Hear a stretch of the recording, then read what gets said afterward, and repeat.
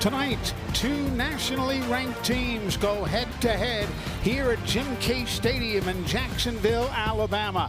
It's the visiting Crimson Tide of the Southeastern Conference and Jack State's Gamecocks of Conference USA. Both teams playing great ball. Bama 22-7, the Gamecocks 24-5. We'll tell you all about it right after these messages. Stick around. It's Conference USA versus the SEC next.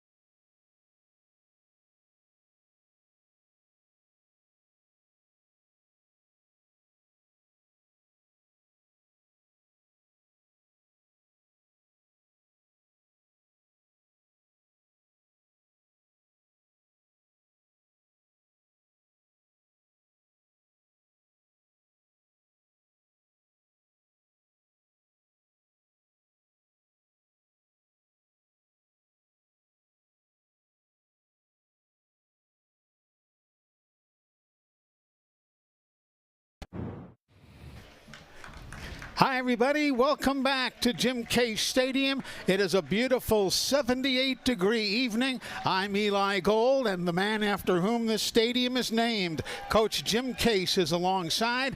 Alabama and Jacksonville State going head-to-head. Both are top 25 teams in the rankings this week. Yeah, and I think where that starts is with their pitching. Yeah. I mean, the pitching has just been fabulous for both teams, and as we look at it there, Jack State with a 3.54 ERA, Alabama with 3.60. The big number to me as you look at that is teams are hitting .213 against Jacksonville State and only .225 against Alabama. Now, we both know this. These are some guys that are not pitching as much on the weekend. Right. So these are the guys, believe it or not, that could be the difference in tournament play. It could well be. Now, you know, in the state of Alabama, everybody talks about football. Well, there are 10 Division I baseball teams in the state of Alabama.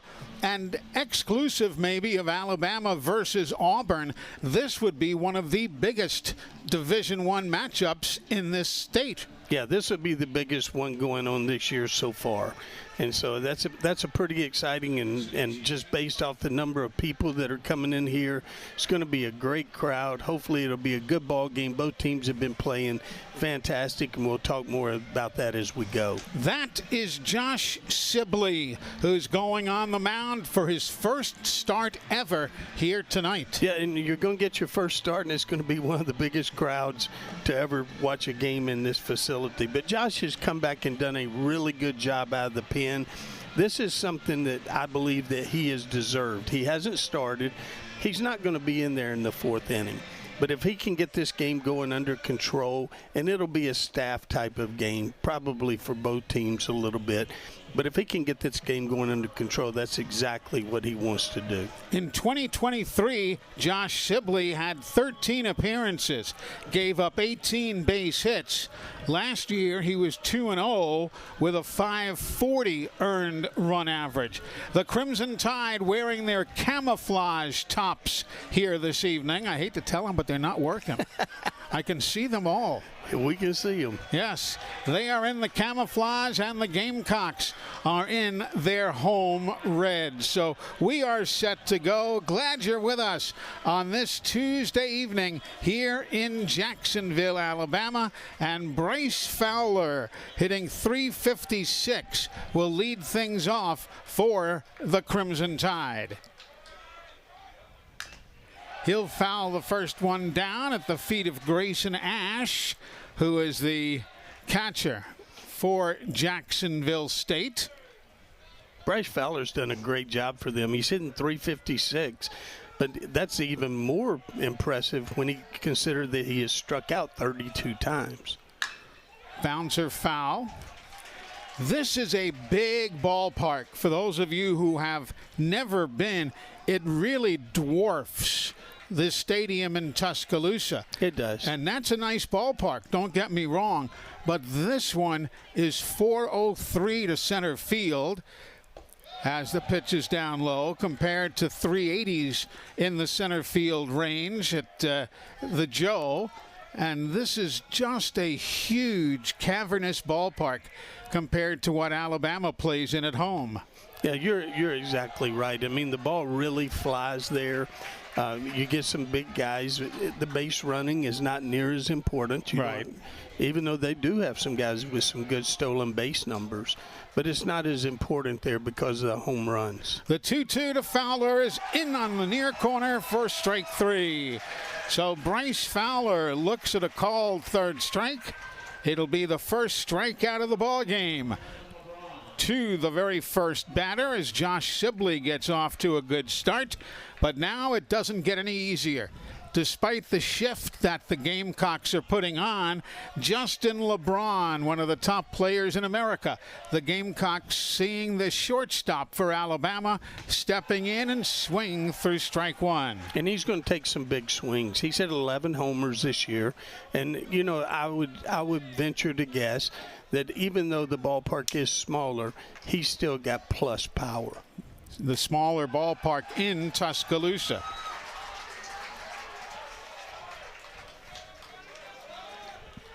With Josh Sibley, if you're going to have success against him, you're going to have to think opposite field a little bit because you're going to see an awful lot of breaking balls.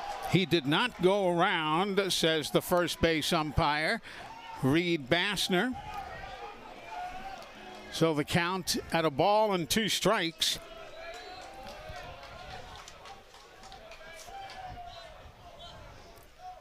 Sibley throws, and that is a swinging strike three. Of course, Alabama has not seen Sibley, so that's a factor, but nevertheless, he has gotten himself off to a great start. He really has, and again, he's going to throw that breaking ball, and he's going to throw it for a strike. So, I mean, you're going to have to wait back and to hit it. He's not going to throw fastballs belt high. Now the heavy shift going the other way as 3 men are to the first base side of second base as Brady Neal stands in. Neal hitting .362, 32 RBI, 5 home runs on the year, swinging strike 2. You know, I had a great talk with Coach Vaughn this morning before they left Tuscaloosa. We were catching up, and he had nothing but great things to say about Brady Neal.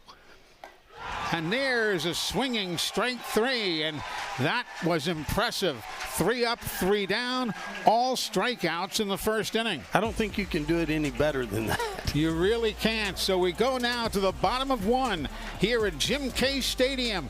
Scoreless, Alabama and Jacksonville State.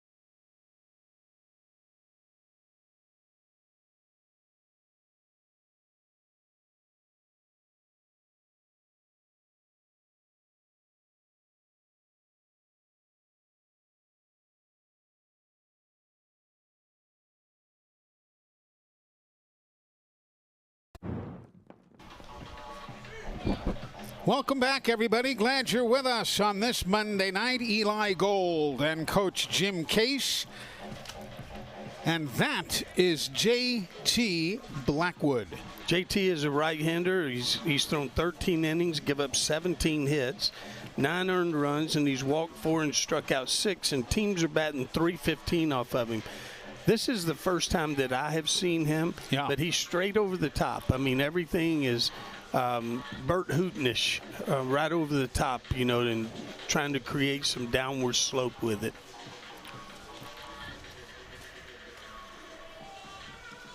Oh and 1 with a .623 ERA. He has started 3 games. This will be his 6th appearance.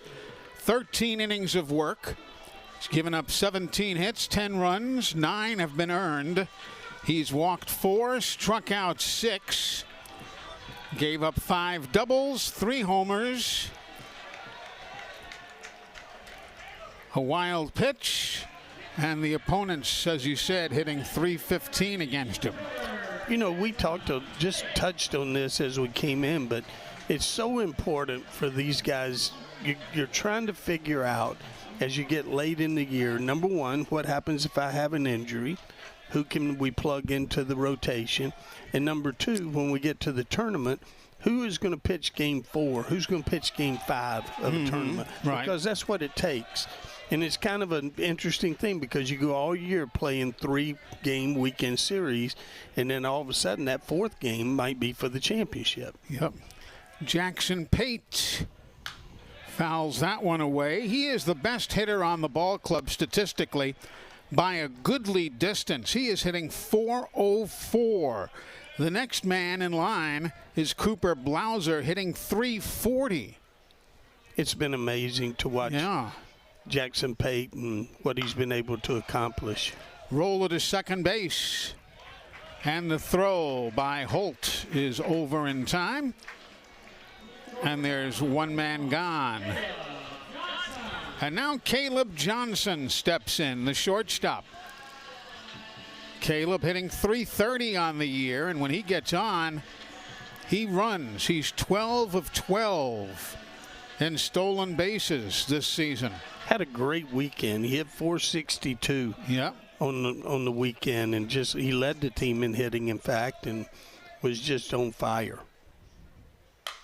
And there he hits one. It'll be foul. It'll be to the next county, but it'll be foul. He gave that one a good ride. I hope Cecil was inside. That might have got him. Yeah, right near your house. Cecil is the coach's dog, his best friend.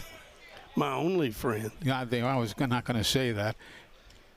That one's low, and it caroms away, a ball and a strike. If you weren't around for the weekend, the Gamecocks went to Ruston, Louisiana, played the Bulldogs of Louisiana Tech, and swept the series.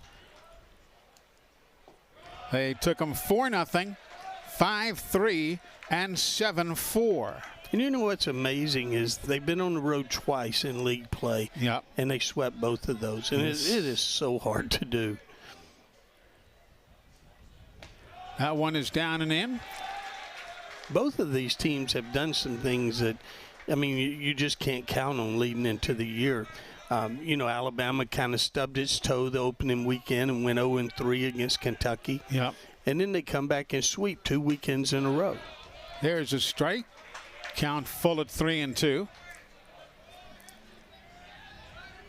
course, JSU has really been on fire offensively of late.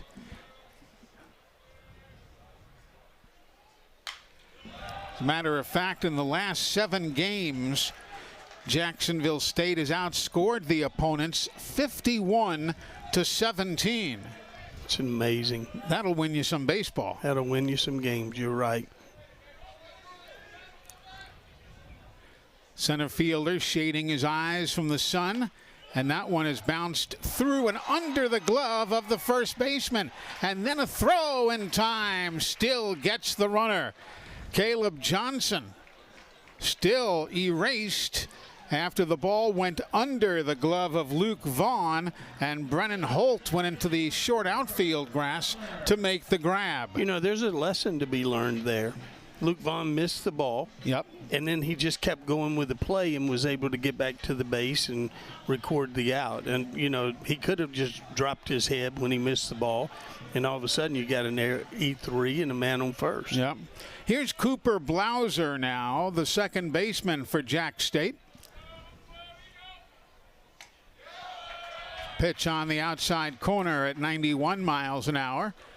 A strike against Blauser, who's hitting .340 on the year. A good eye. He's walked 15 times. That one is down low. He's just a solid player. Yeah. I mean, you almost have to watch him play for a week straight to appreciate how good he is. Ahead of that off-speed changeup. You know, he's going to use the whole field. He's going to hit a lot of balls into right center field. He's not one of those guys. Well, you can look at how they're playing him. Yeah. Everybody's just straight up because he uses the whole field. And that one is punched into right field for a base hit. So a single to right for Cooper Blauser. It's going to be his 35th hit of the year. And now Matthew Cash. Cash, he's playing first base here tonight.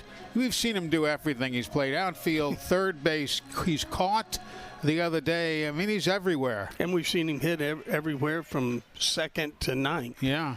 He's not your average four-hole hitter. He's not going to get up. Runner goes. Here's the throw down, not anywhere near in time. And Cooper Blauser with his 15th stolen base of the year. Well, Coach Beazer, I go back to talking to him before they ever played the first game, and he said, we're going to pressure the other team. Yep. And they've done that. They've run the bases. It doesn't matter who they're playing. They've made you make plays. A ball and no strikes to Cash. He'll foul this one on the left side. I believe it'll catch the seats, and it will by about a row. Didn't miss many. That's where the visiting team bullpen is down there, just next to that last section of seats. You got a good eye. You called that one pretty early. I thought it had a chance of coming back. Sometimes you just stay with it.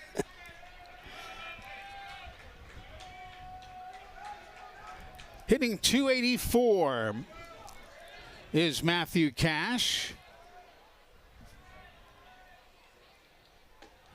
Laid off that one. It was tempting.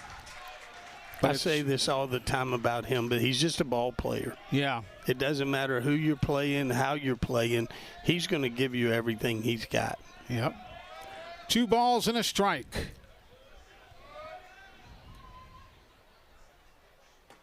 That's low.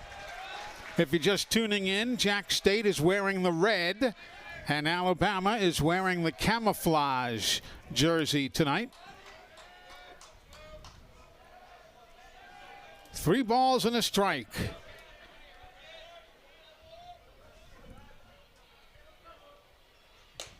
And that one is 3-2.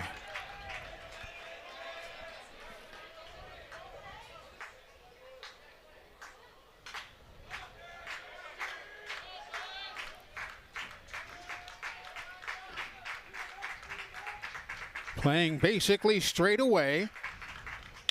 That one is hit hard to short. Great shortstop that Alabama has, and it was picked up effortlessly by LeBron, and he'll throw it across for out number 3. So the Gamecocks get a man on with a single to right by Cooper Blauser, but he ends up getting stranded. We go now to the second. No score here at Jim Case Stadium. What if the spark you've been chasing found the right place to catch fire? At Jacksonville State University, curiosity becomes action. Ideas get tested, shaped, and launched. Every challenge is a proving ground, and every day, another chance to rise. For dreamers, doers, difference makers, and those who want more than just the degree. where learning, competing, and winning is a Jack's state of mind.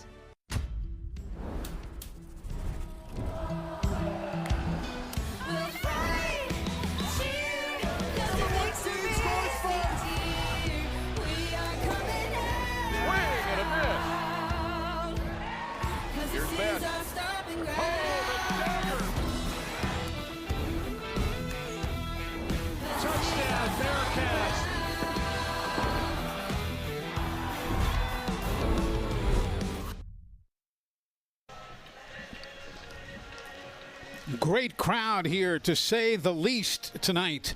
Everywhere you look, the fans are packed in for this top 20 matchup. The Gamecocks at number 23. Alabama as high as number 10. And everywhere you look at Jim Case Stadium, which seats 2,020 in the grandstand. That's not counting the hillside. It's not counting the outfield area, Cocky's corner, down in the right field corner. The actual hard seats are 2,020. Well, there'll be many more people than that here tonight. Oh, yes, no doubt about it. As long as one of the ticket holders is a fire marshal, we're in good shape. He won't say anything. As Torres stands in, Jason Torres, the third baseman. And that pitch from Sidley is up high for a ball. Torres hitting .250 on the year.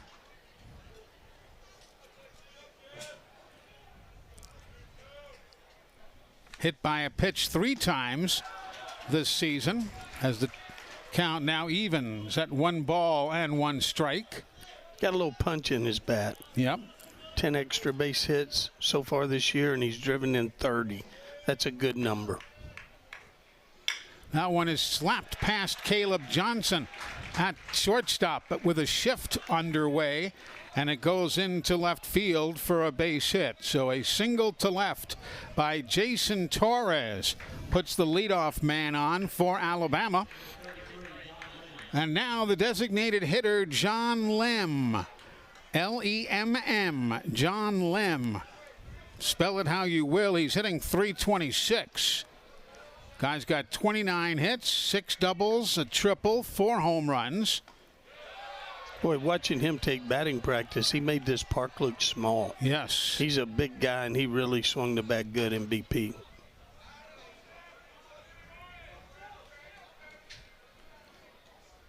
The 1-0. Even at 1 ball and 1 strike. You know, one thing Jacksonville State has done a really good job this year, they've turned 27 double plays. Mm-hmm. The opponents have only turned 7 against them. That's the most double plays in Division I baseball nationally as a swinging strike. California, Grand Canyon, LaSalle of Philadelphia, the University of Utah, and Jacksonville State. They have each turned 27 double plays. I didn't realize that. Yep. I didn't realize there was that many, because that number is incredibly high. It really is. It is very, very high. And they lead together. I tell you, if you hit the ball in the middle of this infield, you're going to have a tough time making a living doing that. Big shift on to the right side. And that's where he goes. Deep right center field. Back, back, back, back, back. It is out of here. A home run. A home run for John Lem, of whose power you spoke of earlier, Coach. Yeah, that's exactly what he did in batting practice. Yeah. He stood up there and made this park look extremely small. And that's tough to do. For those of you that haven't been to this park, it's really tough to make it look small, and he did. Yep. So Lem picks up his 5th home run of the year. Watch it again. You know, it wasn't even like you felt like he got every bit of it, but he still was strong enough to hit it out of here. And Coach Steve Beezer has decided to make a change right here as the Gamecocks get down 2-0 in the second. Beezer decides that the young man has probably had enough. Well, last week he came in at UAB. I happened to be at that game. Yes, we were. And he came in the first inning, it was very much what we saw tonight. And then in the second inning, he gave up 2 home runs. So I got a feeling he just hasn't done that very much. I mean, mostly he's been a one-inning guy. That was last week was the first runs that he had given up this year. So now he's given up, double that with this home run. And now Brady Thomas, another utility man. And I don't want that to sound like he doesn't contribute. He contributes in so many ways, hitting, defense, and pitching. He really does, and this is his 5th outing of the year, and he started twice himself. He's got a 7.7 ERA. He's thrown 9 innings, give up 8 hits, 8 runs. He's walked 3, and he struck out 10. So, I mean, he's a guy, he's a very interesting guy to me, and he's in the lineup tonight. You'll see him hit later on, but he's a guy who can run balls out of this park himself. He's a good left-handed hitter, but he's also a big help with the mound duties. The numbers for Sibley, he goes 1 inning of work. He gave up 2 base hits, 2 runs, both of which were earned. He did not walk anybody, struck out 3, gave up the home run, and throws a grand total of 20 pitches. Isn't it amazing how he goes from striking out the side in 1/2 inning, and 10 or 12 or 13 minutes later, he gets lit up? What a game. Yeah, I think there's some reason for that too. I just don't think he's been out there into that time where you come off the field and you sit for 10 minutes and then go back out there. That's part of it, because it's not like he threw so many pitches. No. But and the other thing is, all Alabama's the other hitters, they sat and watched the first inning. They saw that he was going to throw a lot of breaking balls, and we better sit back if we're going to hit him. Now here's Will Plattner facing Brady Thomas. Plattner, the catcher. See, he's just hitting 170 on the year. 8 RBIs, has a home run. There's a strike from Brady Thomas. Well, he's a guy to give you a break in the middle of the week. He's probably not going to catch on the weekends, but he's going to catch in midweek games to give you a break. And so, it's a great experience for him. Talking about Plattner. Yeah.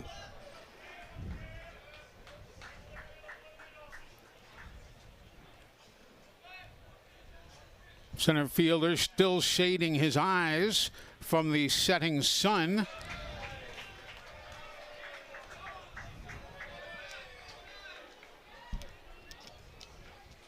Two nothing Alabama.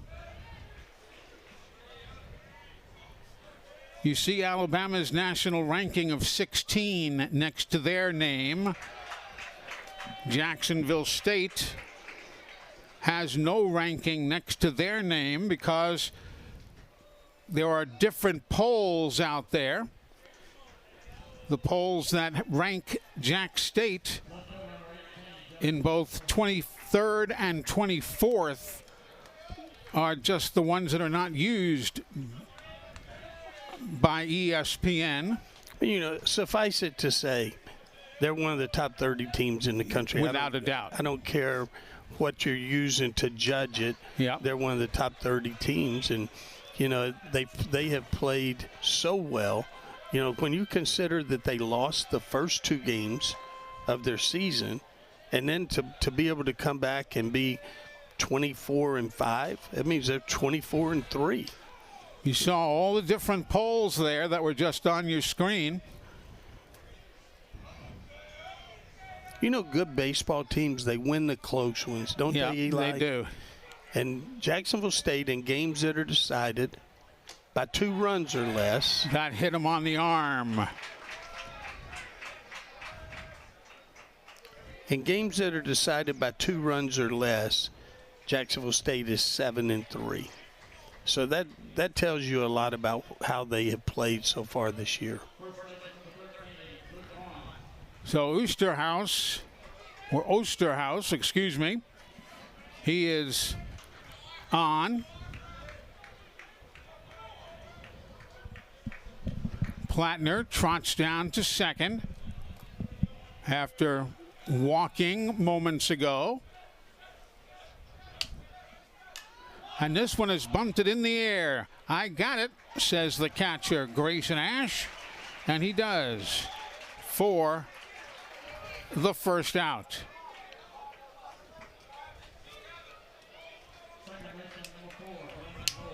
Doing those little things, that won't make Coach Vaughn happy. No.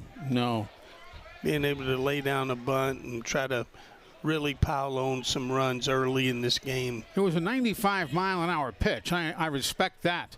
But you're right, that's not what he was wanting, nor what Coach Vaughn wanted. Now here's Luke Vaughn.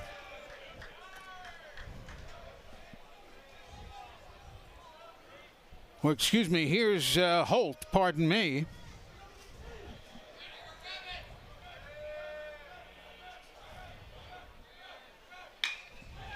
That one to the right side. Everybody's being held up as the Gamecocks hustle the ball back in. And the field is full of Crimson Tiders. Brennan Holt's one of those guys, it's almost like they hide him in the 9-hole. Yeah. He's a better hitter than 9-hole.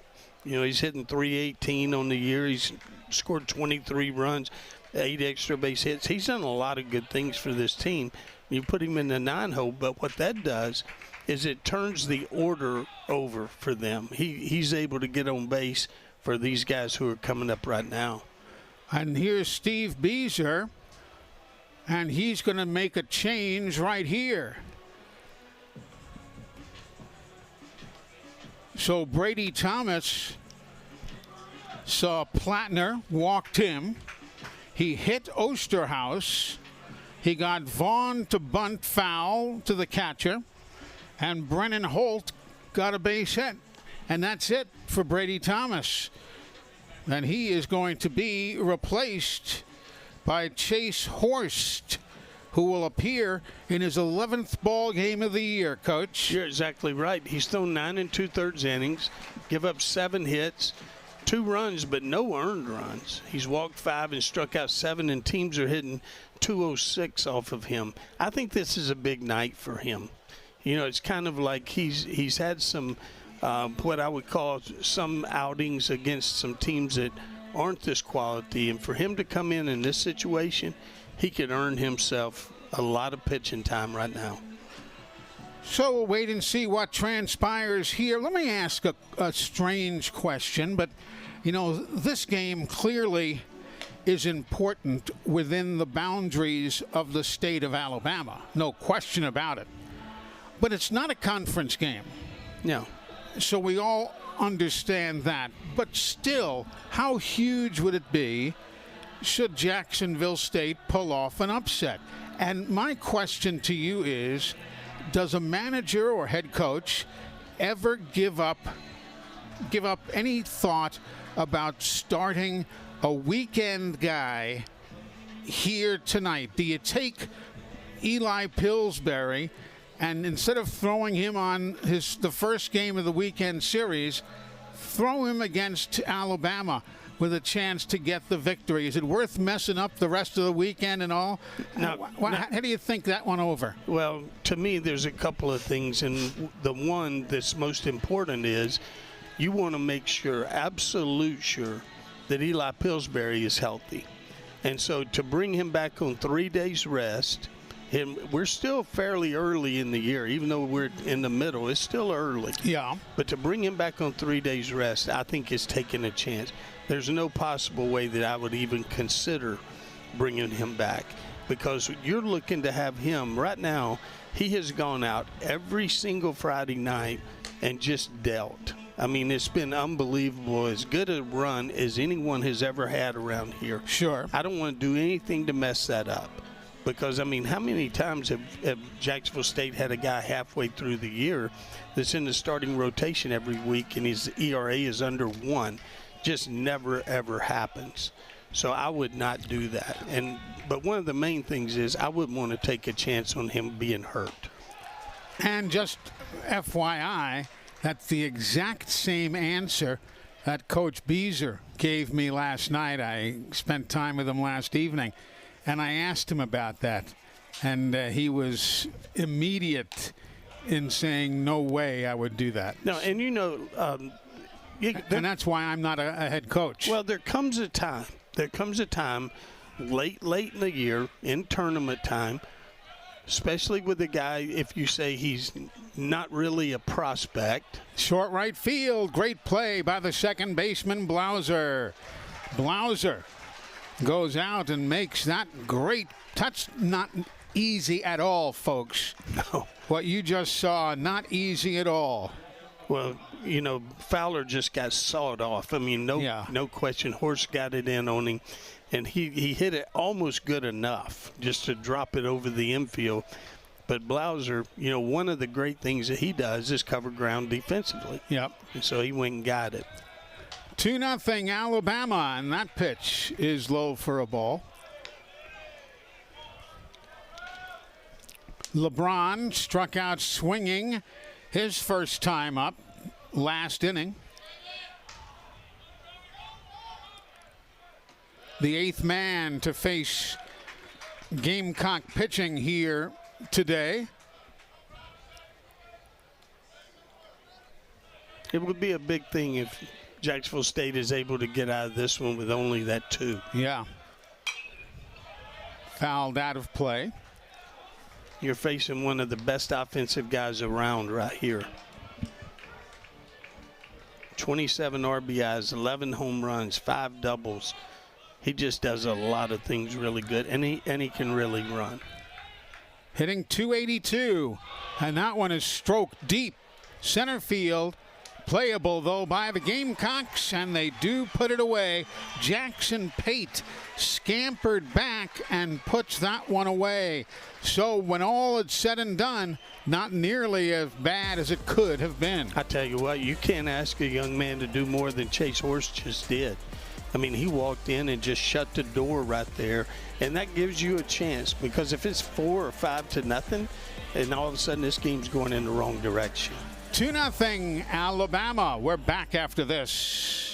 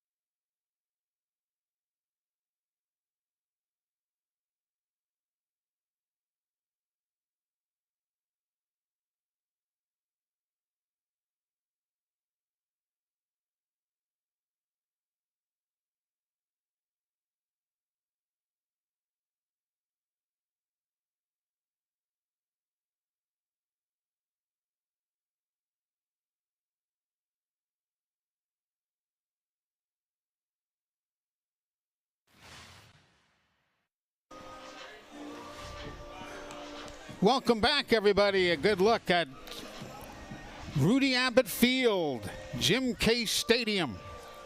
The brand new West Village apartments and dormitories there on the outfield.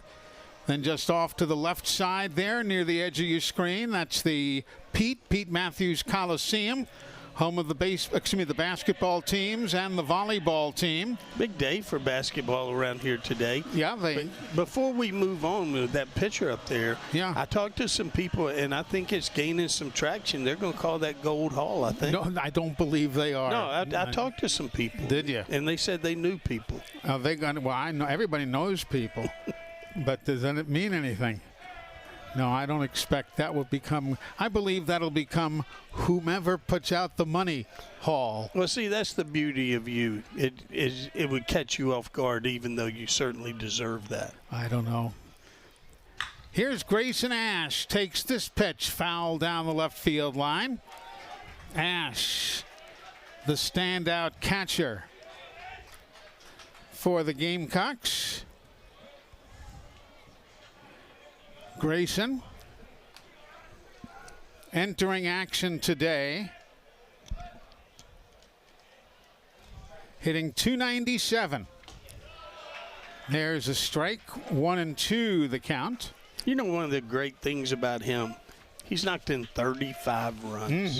And that's not even the best thing. The best thing is how he handles the pitching staff. You know, I was talking, as I said earlier, as there's a swing and a miss, and the throw down to first base gets him. I told you before, I said I was spending time talking to Coach Beezer last night, and I brought up Ash, and I said, is he kind of like a coach out there? And he said, that's exactly what he is. I believe it. Yeah. I mean, I just watch how the pitchers react to him. And so it is. It's kind of great to watch if you want to know the truth. And, you know, it's interesting to throw this out. Yeah.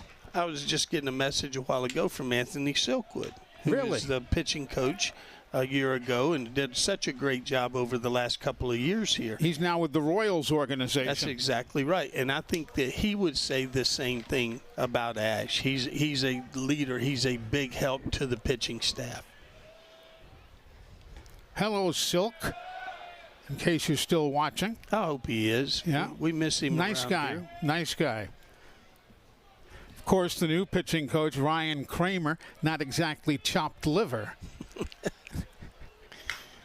That one is punched out to the left side. Long run. And it is foul. Foul. Osterhaus was right there, chased it down, and the ball went foul. He got enough of it. He got did. it out of here. He just 5 feet, 6 feet to the left of the foul pole. You know, Coach Beezer has done some really good things this year. Yeah. One of the things that I think has been the best is getting Trey King out of the one hole. He was the leadoff man for a while. He was. I just didn't feel like he ever fit that role. And since he's moved out of there, 2 things have happened. One is Trey King has become better. And the other, Jackson Pate, may never let that job go. Yeah, exactly. Pate now all of a sudden hitting 400 plus.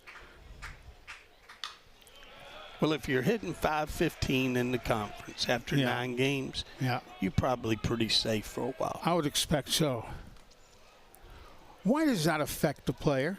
Why, if you're good or if you're bad, either way, but I mean, if you're good and you're seeing the ball, why will it affect you? Why are you better hitting first than 7th or something?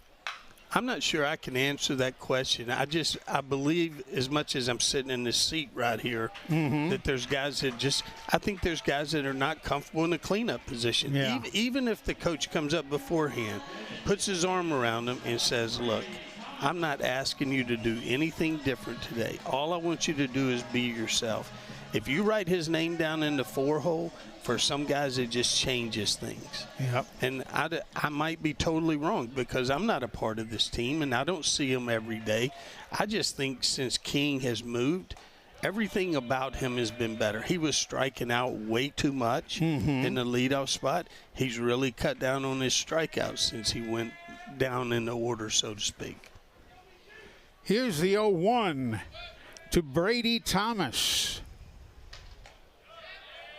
And you know how I feel. I feel that 6th spot is a spot that you're either going to be really good or just average offensively, depending on the 6 hole, because so many times they come up with people on base.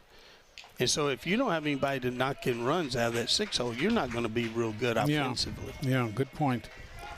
He just did tip that 80-mile-an-hour breaking or off-speed pitch. A ball and 2 strikes to Brady Thomas.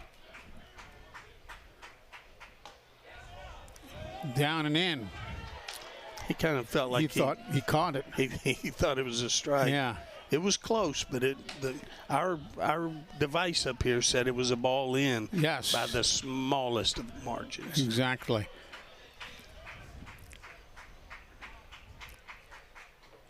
That one was swung on and missed.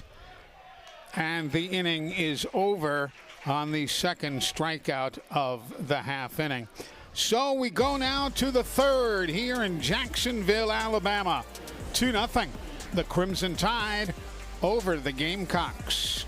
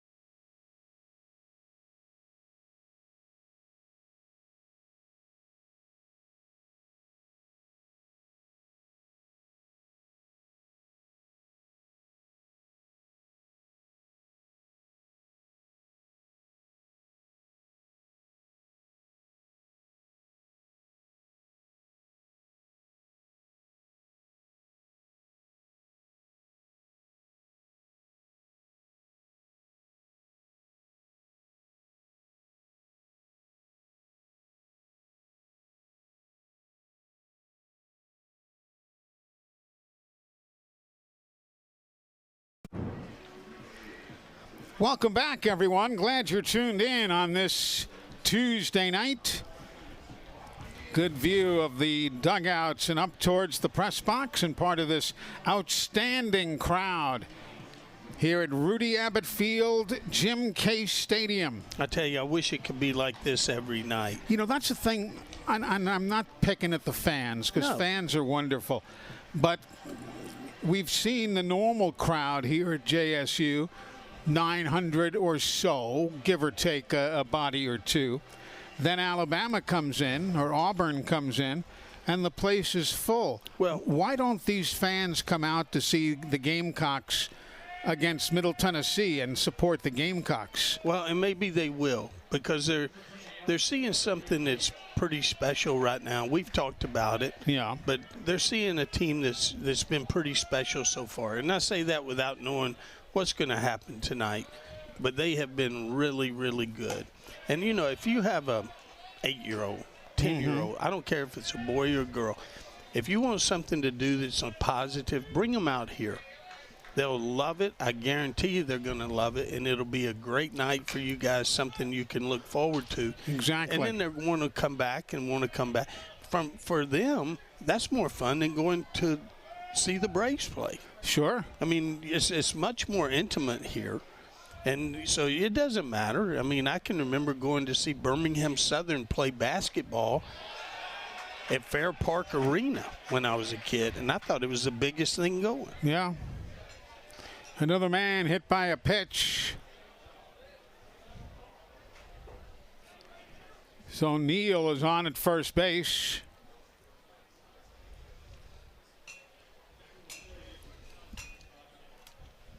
I must have said something stupid. All of a sudden, my phone is starting to blow up. Well, it's probably people who wanted to talk to you about what you've said regarding the Braves. Like I was going to say, you know, going to see a guy lose his head at a guillotine is more entertaining than seeing the Braves. You stop that. You stop that right now. And you know I'm not a Yankee guy, but no. I'm always wear my Yankee stuff around you. Yes, you do. Yes, you do. They are looking at that video to see if he was hit by a pitch. That would be my guess here. Yeah, I think there's two things. One, was he hit by a pitch, and the second, did he try to get out of the way? Yeah, did he lean into it? I'd like to see it again, but we may not get to see that one. But there you see the umpires just beside the first base dugout.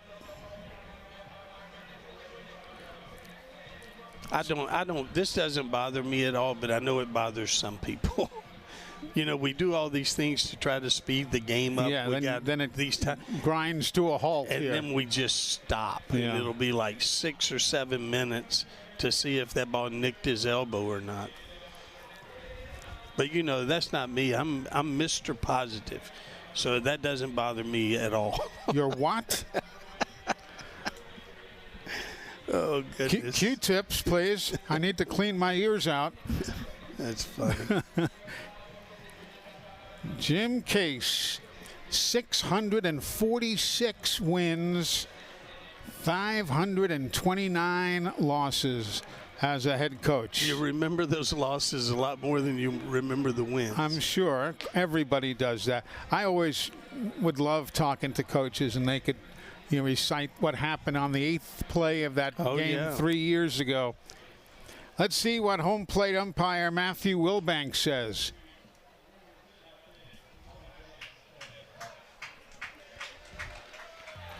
I can't hear real good, but he pointed, so I think the play stood as called.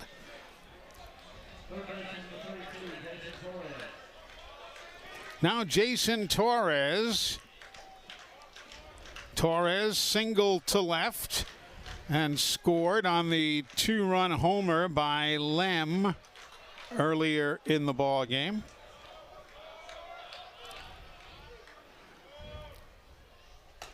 That breaking ball is in at 92 miles, and I'll tell you, he's got Chase Horst has some speed on those pitches. He's got good enough stuff. It's just it's a matter, is he going to get in one of those spots where he's counted on, and I believe that he can.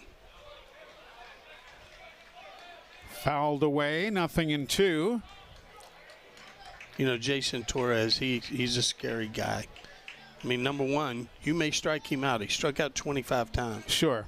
But he's also knocked in 30 runs. So, you can, if you're Alabama, you can live with a strikeout here and there, guy that knocks in that many runs. 2 runs, 3 hits, no errors for Alabama. No runs on 1 base hit. No errors. Bama has stranded 3 runners, and the Gamecocks have left 1. 2-2. Matthew Wilbanks has been dead on tonight. Yep, the home plate umpire. Reed Bassner working at first. Kenneth Hyatt at second, and Damian Gatling at third. Of course, when you play teams out of the Big 4 conferences, you use a full complement of 4 umpires. It's the right thing to do. They're good enough to come here. We're going to have a big crowd, or Jacksonville State is going to have a big crowd when they do. And there's a called 3rd strike. Torres looks at a strikeout. It'll be the 4th strikeout of the ball game for Gamecock pitching. And there's no reason to turn around on that one. That was right there. I mean, just a dandy pitch. Yeah. Now John Lem. He had the big home run earlier tonight. Sent it flying to right center field. 0-1 the count there. Tell you, when he takes this big swing, it's a scary thing. Yeah, it is. Boy, that popcorn smells good, doesn't it? Every time they cook popcorn, you go crazy. I just love that smell. And, I can't eat the popcorn during the game because it'll get stuck in my throat, and I'll be sitting here going, Did you know that Yes, I do. Okay. Yeah, a Bearcat smells like buttered popcorn. We had Cincinnati in town earlier this year, and we came up with that bit of trivia. Had a Bearcat in the wild. Smells like buttered popcorn, and that smelled like a strikeout. He just couldn't stop. That ball was over his head. Yeah. He just couldn't stop. 5 strikeouts now for the Gamecock pitching staff. We've already seen 3 pitchers, Sibley, Thomas, and Hurst. And now Plattner.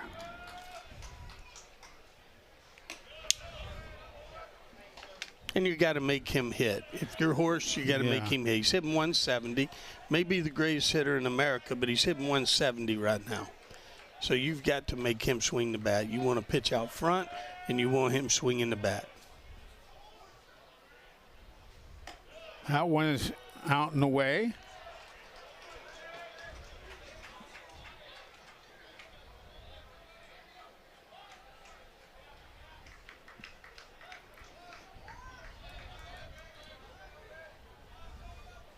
The lefty delivers high.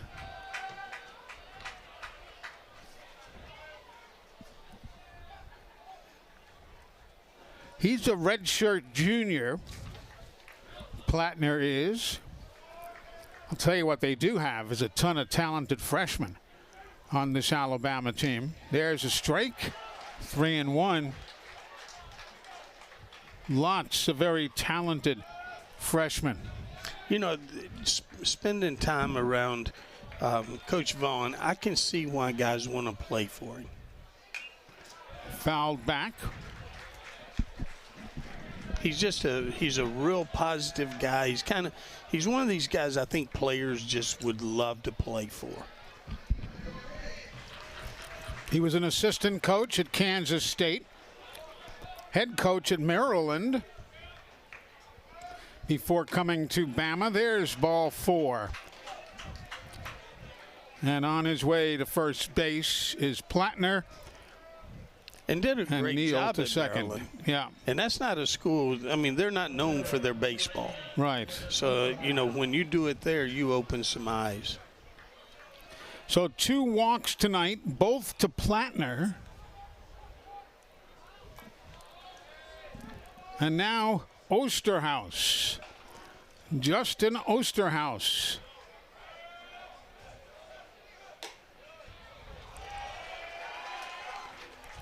A big shift.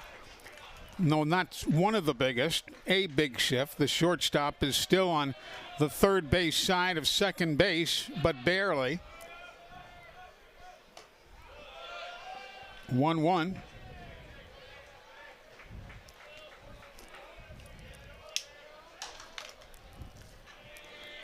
Osterhaus stands in. Bouncing ball, right side on the outfield grass. Ooh, and he took his time with the throw, but it got there in time, and the inning is over. So Osterhaus is retired, and nobody scores for the Alabama Crimson Tide.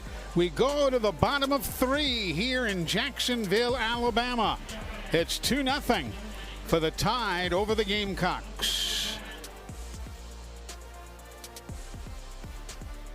Hey, Gamecock fans, ready for a winning drive? Then get to Cooper Chevy GMC in Anniston. Choose from hundreds of new Chevys and GMCs, including a great selection of Car Bravo certified used. Score big with low finance rates and ask about their guaranteed credit approval program. And get top dollar for your trade, no matter the yardage. Your road to victory starts today at Cooper Chevrolet GMC in Anniston or online, cooperchevrolet.com. Official sponsor of JSU Athletics.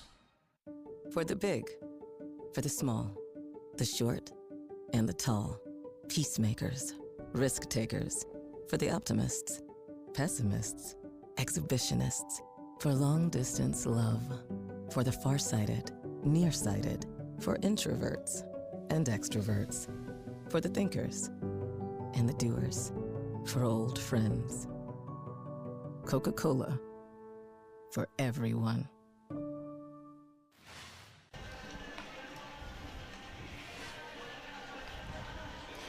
Welcome back, everybody. Chase Horst is on the hill. Excuse me, I got the wrong team. He is on the hill. Yeah, but not this is JT Just Smallwood. not right now. Yeah, this is JT Smallwood, who's on the hill for the Alabama Crimson Tide. Came in with a record of 0-1 and a .623 earned run average. Tells you a little something what they think of him because he's, what is this tonight, his 4th start? Yep. So, you know, even though his numbers are not really good, you don't just get given that opportunity. He's earned it in practice. He earned it in the fall, the spring. So, I mean, you had a feeling he's better than what his numbers say. Now Luke Williams hitting just over 300 on the year. 307 to be exact. If you're curious, the Gamecocks without Ace Williamson hurt his ankle the other day, and he's on the shelf for a bit, getting himself back into speedster shape because he is the fastest runner on the ball club. 0-2 the count. Yeah, if he's got a bad wheel, that's not a good thing for him. No, that's his bread and butter. Kind of like a giraffe having a sore throat. Just did get him. That's the negative of that really deep play in the infield. Yeah. If you just tap one, you can almost beat it out. Yep. One man gone here in the bottom of 3. And Greg LaChance stands in. A .279 hitter for the Gamecocks. He missed some time. He was out. Yep. Injured a little bit and was able to get back in there this weekend. He did not get any hits. But, you know, it's hard when you're coming back from an injury. You don't have the at-bats like you do in the preseason, and it's kind of hard to get back in the groove. So hopefully, from his standpoint, he's going to be able to get back in the groove quickly. That 91-mile-an-hour fastball. The 0-2. That one was low.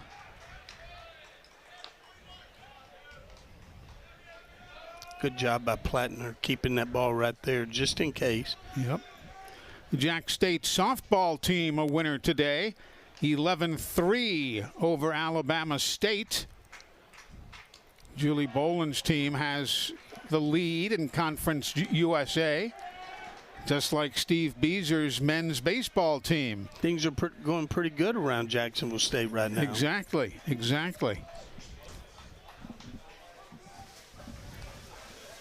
Here's the 2-2. That one is hit up, but he got a little bit low on it. Nice long fly, but handled by Justin Osterhaus. And there's 2 men gone. You feel like he's getting back in the groove now. He's getting closer and closer. Yep. Bit by bit. Now to the top of the order, Jackson Pate came in hitting .404, bounced out to second his first time, so has dropped down to .400. You know, can you believe that he has an on-base percentage of .509?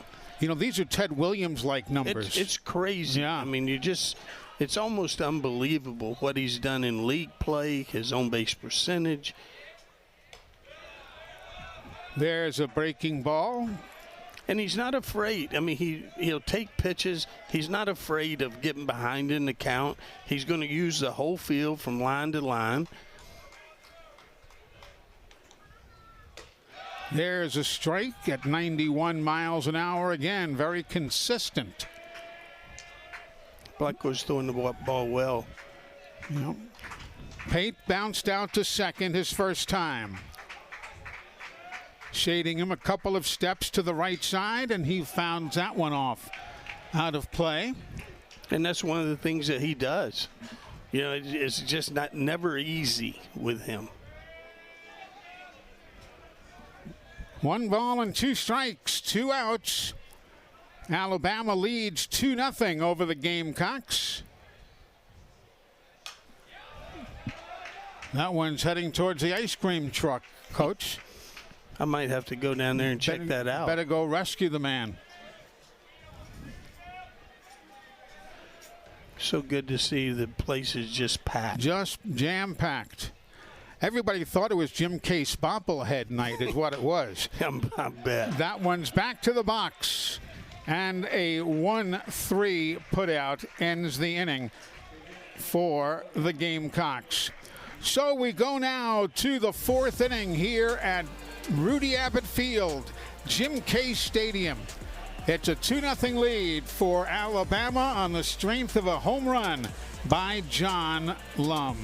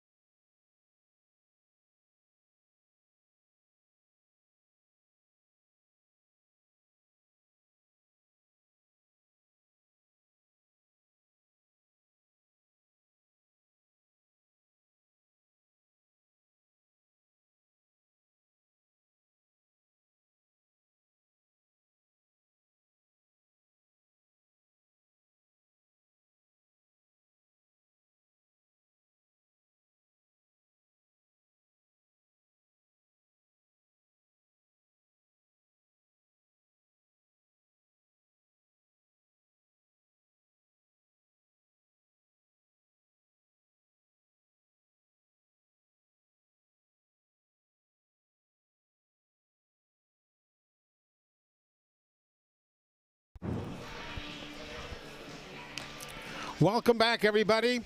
It is 2-0 Alabama over the Gamecocks. Derek, Coach Steve Beazer working with us. You there, Coach? There's no sound. Obviously, no sound. I can hear you loud and clear. I got you. All right, man. I'll tell you, we saw some good throws early from Sibley. Unfortunately, he gave up the dinger, but he did all right for himself. He did. One bad pitch, and that's the difference in the ball game right now. But I was really proud of the way that he threw the ball, and he's a reliever by trade, and he's a really good reliever, and I thought he did a good job opening this game. We've seen Blauser do well again. No surprise. What a treat to be able to coach that guy. Yeah, I mean it's I think we've got some good swings off through the first three that don't have much to show for it, but we got to lock in and just find ways to throughout the entire lineup to get everybody participating here and get some guys on base.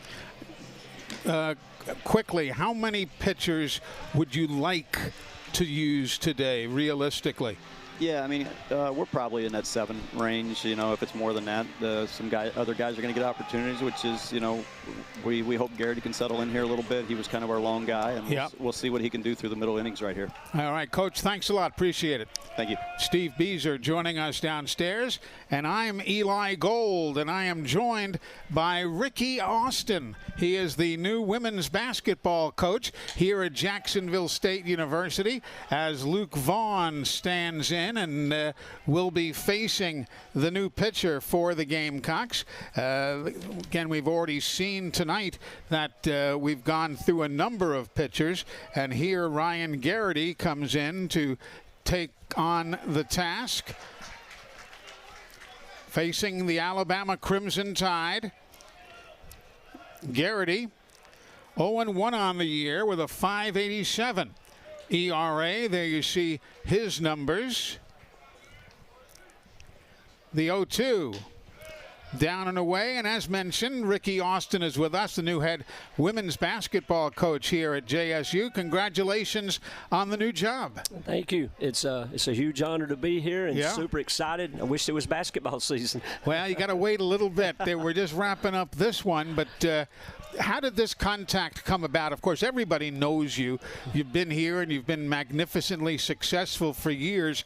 But did you call Greg Seitz? Did he call you? Was there an intermediary? How did this come about? Well, it probably started 2 years ago, Eli. Every time I would pass Greg here at the regionals, he would say, Coach Petrie's going to be retiring soon. You're going to be my next head coach. And so really, when that came about and Coach Petrie finally, retired, and Greg immediately called me and said, "Do you want to talk?" And I said, "Absolutely, I'll be glad to talk." And so, the more we talk, the more excited I got about what Greg's vision is for women's basketball in the future. That error by the shortstop is going to be the first error by the Jack State Gamecocks here today. Luke Vaughn on at first base, and Brennan Holt stands in. He singled to right his first time up, playing him virtually straight away. How big a difference and change do you expect high school ball to be from college ball? Well, basketball's basketball. I've got to coach in the Nike circuit for several years with my daughter when she was playing, so that is really close to the college game. I mean, the level player that we played against and coached, I got a real good feel for that. The adjustment is obviously going to be everything outside of basketball that I've never had to deal with. And the administrative work. Yes, absolutely. So just trying to do the best job I can to surround myself with experienced people there. And I'm going to have Coach Jana McGinnis, who's my sister-in-law, as an advisor to basketball. So, good. I'm excited about following her blueprint that she's used here for success. Your daughter, of course, a pretty fair basketball player on her own right. People are out there listening and watching this telecast, and they're saying, Eli, ask him about his daughter. She coming to JSU? Well, we haven't had that conversation. Eli, she loves the University of Alabama, and she loved Christy Curry. Yes, Christy was a great lady. Christy, had a lot to do with her going there, but there's some value to her playing at the University of Alabama and being in the state, and it would be here, but she's very content right now with what they've got going on down there. She's just being patient, and she's really just, it's not worried about the coach that comes in. It's more about the investment that they're willing to make in women's basketball. It's she wants to win, and she and myself, we're not thinking we got to be at the top of the SEC, but boy, we would love to be over the middle of the pack and have those kind of players to play with. The lead runner is gunned down on a 4-6 put out at second base. Brennan Holt will reach on a fielder's choice. So with one out now, the top of the order, and Bryce Fowler. He is 0 for 2 this evening. Looked at a called third strike and popped out to the second baseman. When you discuss basketball, everybody's got their style. What, for those who have never seen your high school teams play, what is the Ricky Austin style of basketball? Well, I like the style that we are right now in this era. I like fast-paced, up-tempo. I like to shoot the three, but I love to pay attention to detail on defense as well. So I feel like if you can, combo them together, I really like versatile players. I like to play more of a 4-out, 1-in setting some, and but it's more of a fast-paced, up-tempo, but not crazy like Nate Oates plays. I can't play that pace, but it's fun to watch. But I can't do that. He's phenomenal. That's why few people do it, because it's hard to do at the level he does it. But yes, it's I like to have a team on the floor that play hard for each other, and there's a great mesh of talent on the floor, and everybody understands their job, and they do their job really well. So hopefully we can put that together and put a product on the floor that can be competitive and people will enjoy watching. The runner from first took off, but Fowler got hit by a pitch. So everybody stops. Fowler will reach at first base, and Holt goes to second. So there are runners at first and second. One man gone now for the Alabama Crimson Tide, and Justin LeBron will stand in. He is 0 for 2 tonight. He is struck out swinging and flew to the second base, to the center fielder. The recruiting aspect of college ball, something you really don't have to do in the strictest sense in high school. How comfortable are you walking into somebody's living room and saying, you've been on the other side as a parent being recruited, but how about going and getting it done? Well, I think it all comes down to relationships, and you first establish with a relationship with that player and that family, and I think when you step in that living room and make them that offer, it speaks volumes to what you've already invested, because you've invested in a relationship, and that, I think I can grow into that. I love relationships and love the relationships I've had with my players in the past.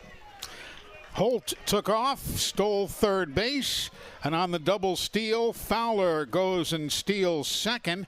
So now, with one out, there are runners at second and third, and the infield is going to be drawn in for the Gamecocks, with LeBron looking at a 2-ball, no-strike count. Do you like baseball? Do you like other sports? Do you anticipate coming out and being in the grandstand watching? If you could promise me this weather, every day, it's awesome. Got the moon in left field. 74 degrees. It's awesome, but I do like baseball. It's a long game, and usually I get distracted and start watching a basketball video somewhere during a baseball game, but I do love it. I love what Jack State's facility looks like here, and it's such an comfortable environment to come to. I have probably followed softball more than baseball over the past years because of my sister-in-law Jana. And so I've really watched a lot more of that, but I can see me enjoying this seat. I hear you. Here's the 3-1. There's a strike, 3-2. And this beautiful West Village building that they've built here along the outfield. We've been seeing shots of that throughout the course of the evening. And even what your home will be, the Pete over there. It's just a great coliseum for women's hoops. It is. I've got to play several regional games in that coliseum, and we absolutely love it and love that environment. There's a strikeout of LeBron. That'll be the second time he has gone down on strikeouts tonight, and it's going to be the 6th strikeout of the ball game for Gamecock pitching. So 2 men are gone now, and Brady Neal will stand in.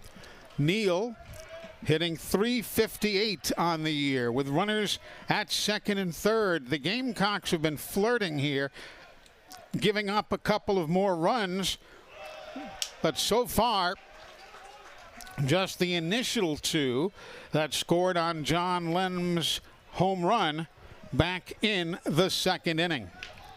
How much were you left in the cupboard? And I asked, you can talk about a man, he's retired now. How much was left in the cupboard for you? Well, we have 5 players that I met yesterday. Right. And so we got some work to do. But, that's kind of the way teams are built now. Sure. You hit the portal and you go hard, and you throw in some freshmen along the way and hope they develop. And it's got to have some work done, and we knew that before we accepted, but that's the challenge that's here and excites me as well. How about the international connection? We've seen a lot of ladies come over from all sorts of countries. Do you have that kind of working agreement with others? Well, I went to I accepted the job 10 o'clock Tuesday morning. Wednesday morning at 7 o'clock, I'm driving to Lake Charles, Louisiana to the National Junior College Tournament to scout. And I was amazed at the number of international players that are in the junior. So Dan Olsen, one of the big recruiting agencies out there, he come to me and said, if it wasn't for the international kids now, there would not be a junior college national tournament. They really take it to another level and feel.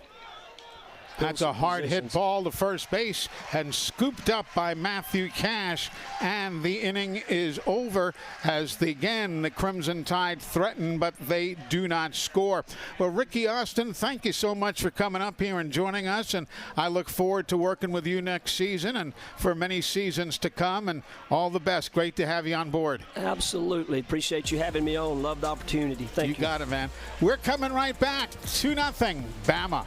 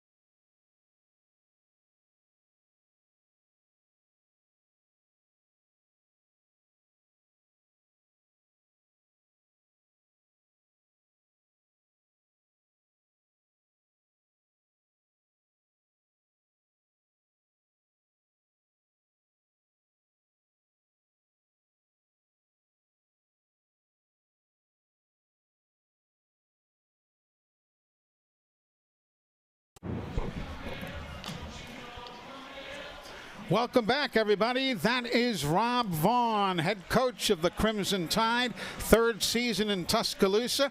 Coach, Eli Gold here. Good to see you again, man. How are you? I'm good, Eli, man. Good to see you. Good to hear you. Well, thank you. You're very kind. You've got yourself a heck of a ball club, don't you? Yeah, man. We played good baseball the last 10 days. We've actually done the last 10 days of things we're not doing tonight, which is just executing in big spots. But, man, I love this group. They've grown a lot, and they're continuing to grow and kind of figuring out what it takes to win, and win consistently against really good teams. And we got a heck of a ball club in the other dugout, man. Steve's done an incredible job with this team, and they're tough. They pitch, man. They execute. It's going to be a dogfight the rest of the way, man. We've let them kind of stay in the game, and that's not what you want to do against a team that's competitive and tough like this. We talked about Alabama, the state of Alabama, being a football state. Yeah. I mean, we've got 10 significantly decent baseball Division I teams in the state. Man, I saw that after my first few years here, not knowing a lot about Alabama, to be honest with you, coming in. And man, you look at what Steve's got going here and how he's built this, what Casey's doing over at UAB, and obviously Sanford, a really competitive ball club. Obviously Auburn and what Butch does down there, man. Just outstanding baseball in the state of Alabama. It's an exciting time to be a baseball fan in the state, and we're just continuing to try to build something here that fans and alumni can be proud of. You got Luke Smyers in. Tell me about him.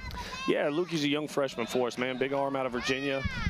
Man, he's going to be a good one here for us, you know, and done a lot of good things. And just trust him, trying to get him in the game and let him run a little bit. I think when you look at, you know, the future of the pitching staff down the road, you're looking at guys like Miles Upchurch. You're looking at guys like Luke Smyers. And he's going to be a superstar, man. He's got to continue to grow. He's a young pup that's had some ups and downs, and that's part of it. So he's going to grow and keep getting better. Rob, always a pleasure, my friend. Great to see you again. Yeah, Eli, always a pleasure to see you, baby. Appreciate you. Roll Tide. Well, take care. Rob Vaughn, head coach of the Alabama Crimson Tide, as we welcome you back in. Eli Gold, Coach Jim Case alongside. You see, it takes two coaches to replace you. We lose you, and we had you know, the new basketball coach, Ricky Austin, having to come in. Then you were still gone. We have to pick up the coach from Alabama to come in, and there is an error by the third baseman. You think that's an error? I think so, because he got to it, had it, and dropped it. Let's see. Of course, in a home setting like this, it'll likely be a base hit. But I think an impartial official scorer might have called it an error. Had he not touched it and not gotten to it, that's one thing.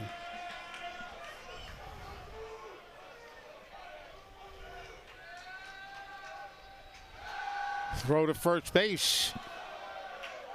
And Caleb is back.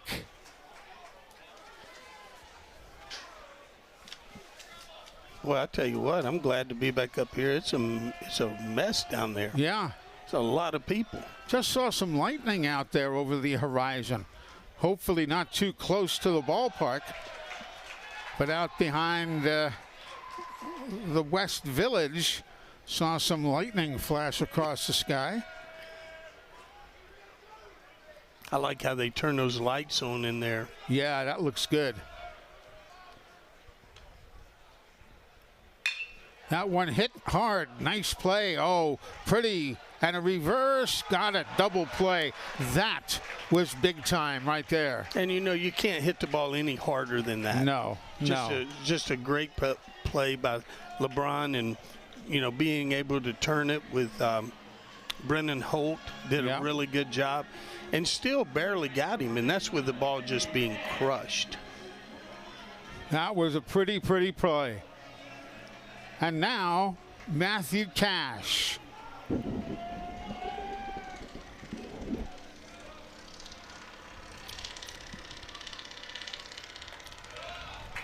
.92 miles an hour on that one.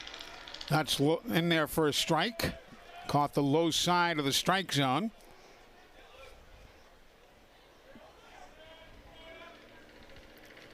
Working the bottom of the fourth. 2-0. Alabama leads Jack State.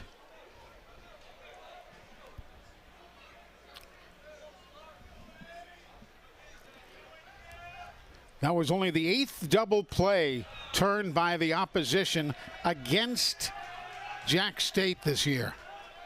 Which, that really speaks of their athleticism. Yeah. I mean, it's just hard to turn double plays on them because they got guys who can really run. And they did on that combination with Caleb Johnson and Cooper Blauser. But even so, they were able to that's right. Avoid, you know, even in that case, they were able to knock off the double play. This game can be cruel that way. Yeah.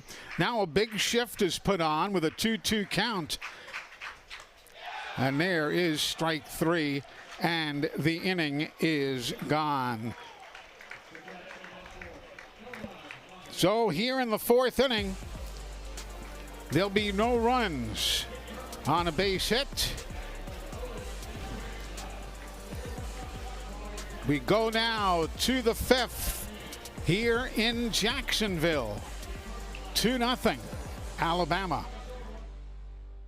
What if the spark you've been chasing found the right place to catch fire? At Jacksonville State University, curiosity becomes action. Ideas get tested, shaped, and launched. Every challenge is a proving ground, and every day, another chance to rise. For dreamers, doers, difference makers, and those who want more than just a degree, where learning, competing, and winning is a Jack's state of mind. This is why we play. The Conference USA Baseball Championship is coming to Kennesaw, Georgia, May 20th through 24th. 9 teams clash in the diamond, all chasing a spot in the NCAA tournament. Whether you're a fan of the long ball or a pitching connoisseur, don't miss your opportunity to witness college baseball history. For tickets and more information, visit conferenceusa.com.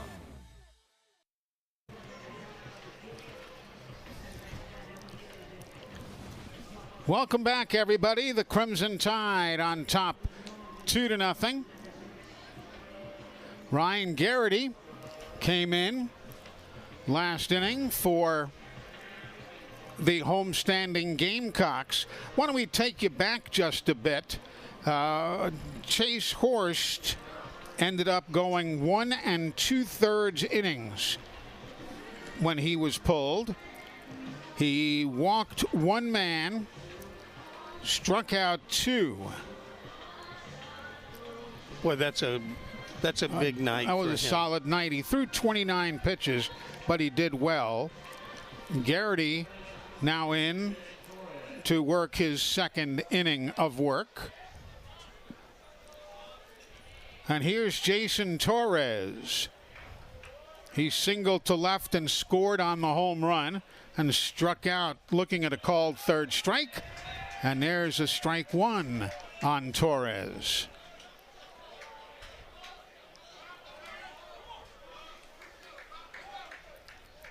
You heard from Coach Beezer before how he was hoping that Garrity tonight can settle things down here.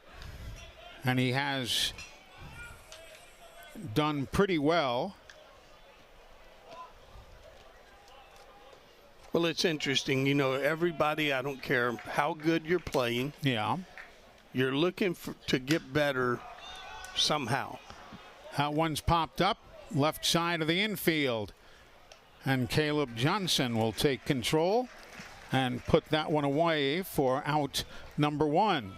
And if you're Jacksonville State, I think that one of the things that you're looking for is for some guys to really step up in the bullpen. And, you know, everything else is pretty much covered, but it would be great if you had another guy to step up. You need about 10. And to me, right now it's more like about 8. And then if you look at Alabama and you say, well, what do they need to do? And I was talking to Coach Vaughn this morning. And he said, well, we've actually done it for the last 7 games. We've played good defense. But up until then, we did not. And so that's a big thing for them. I look back, and they did not make an error last weekend, and which is one of the big things of being able to sweep. Sure, the defense. We're working in the top of the 5th here in Jacksonville. 2-0 Alabama over the Gamecocks. Fouled back out of play to our left. After the way this game started, every inning that goes by with it like this, I think it's a plus for the Gamecocks. I think so. I agree with you. Because you start to get a feel like, okay, they've left 7 guys on base in the first 4 innings. You know, that'll come back to bite you. Those things will come back to get you. And so you start thinking maybe the pendulum's swinging just a little bit.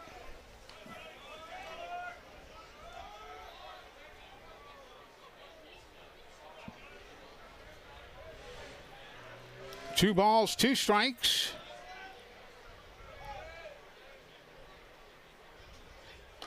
High.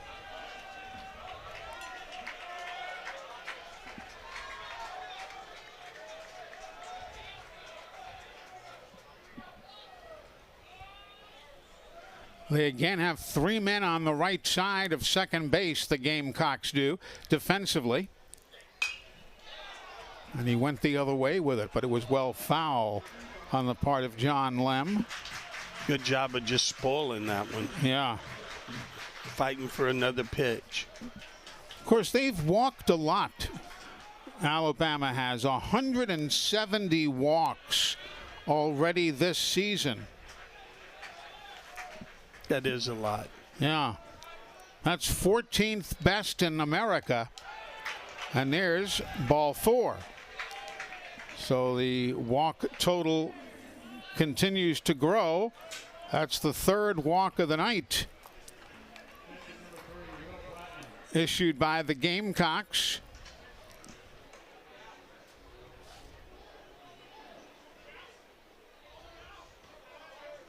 Yeah, that's 4th best in the Southeastern Conference and 14th in America.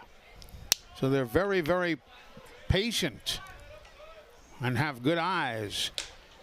And there's a swinging strike by Plattner. Well, if you give a team enough opportunities, sooner or later it's going to bite you. You're not going to say anything about those first 2 runs. It was a base hit and a home run. But what you don't want to do is to help an offense like this. Yeah.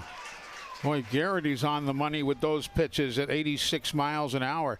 The release speed very, very tempting.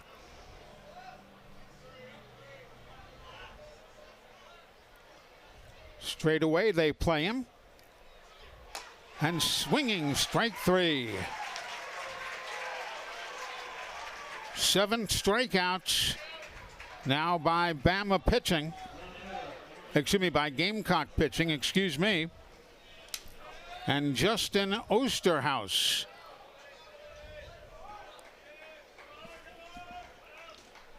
You see that spelling. It could be a lot of things. He pronounces it the straight American way, Osterhaus.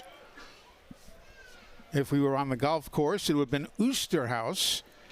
Peter Oosterhuis, one of the great golfers on tour.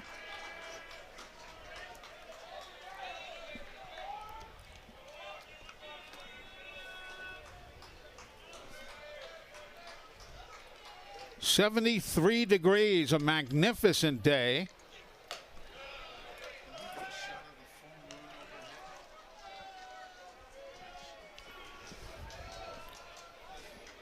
You know, don't forget, this weekend's Thursday, Friday, Saturday. That's right. Thursday, Friday, Saturday against Middle Tennessee. Normally Friday, Saturday, Sunday, but with Sunday being Easter, they'll move everything up. Are you familiar with the name Steve Peterson? Yes. Why do I know him? He was the coach for years and years at MTSU baseball. No, that's not the one I was thinking of. But he played here. He played for Coach Abbott. Thought the world of Coach Abbott. Always had wonderful things to say. Mm-hmm. But he built that program, in my opinion, at Middle Tennessee into what it is today. Really? Yeah, he did. He was some kind of good coach, some kind of good man. Kind of a man's man type of guy. Here's Osterhaus to look at a 2-ball, 2-strike pitch. And that one is hit deep to right field, off the wall, around third base. Got a chance. Here comes Lem. The throw is not in time. Not in time. It was a good call by the umpire. It was not in time. Just to the wrong side of the base. Yep. If it's to the other side, he's out. Great job by LaChance of getting that ball to the cutoff man.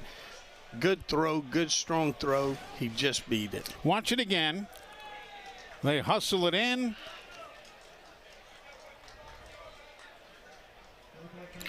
Yep, his hand was in and early and underneath the glove.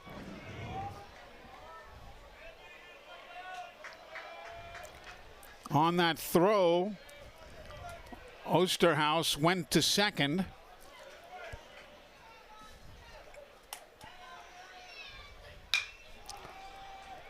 That one to left. Long run. And into the bullpen it goes. Just ahead of Luke Williams, who tried to get there. I tell you, we've done a number of games for the Gamecocks this year. Right.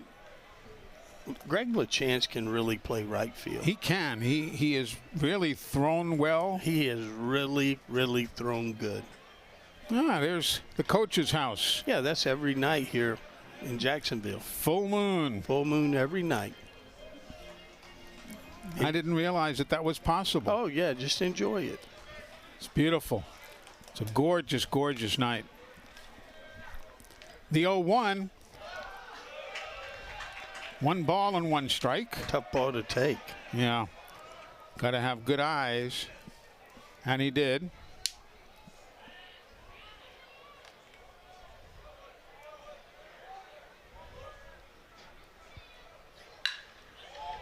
Nice short hop. Caleb knocks it down, throws it across in time. That was... Hey, these shortstops can play. I guess between LeBron for Alabama and Caleb Johnson for the Jack State Gamecocks, we have seen some outstanding infield play. But we have also seen some run scoring, all by the Crimson Tide. We now go to the bottom of 5. It's 3-0, Alabama.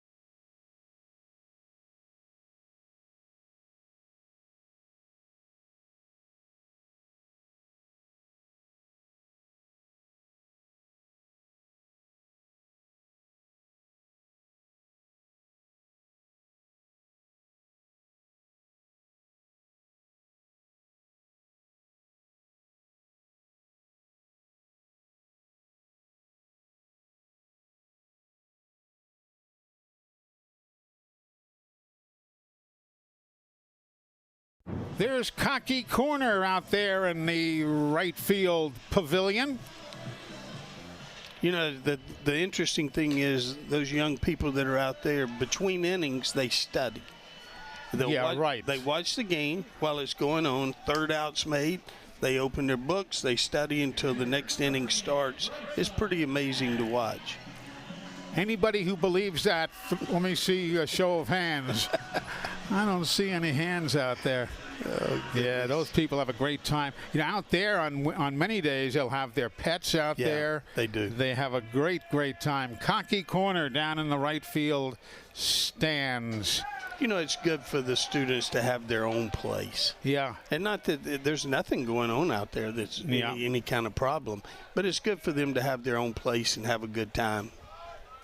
Luke Smyers, who pitched last inning, remains in for Alabama. You heard me talking about him with Coach Rob Vaughn.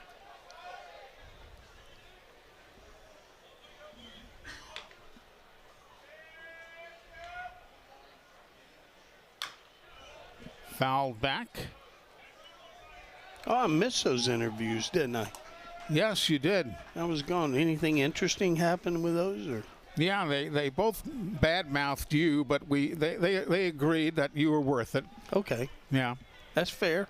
No, it's we just had some nice little visits, and there's a called third strike right there on Grayson Ash, who looks at that one. You get a feeling right now that Jacksonville State needs to answer somewhere pretty soon. Yes, time is getting a little short. You know, you're sitting here in the 5th inning, you got 2 hits. Really, the strikeouts are starting to mount up a little bit the last couple of innings. Yep. Here's Trey King. Flew to center field early. Lays off that 90-mile-an-hour offering.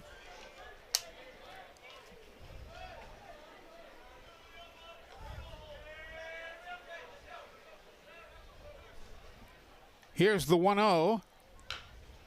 Drag bunt that is dragged foul. played by Tyler Packnick in the first base coaching box.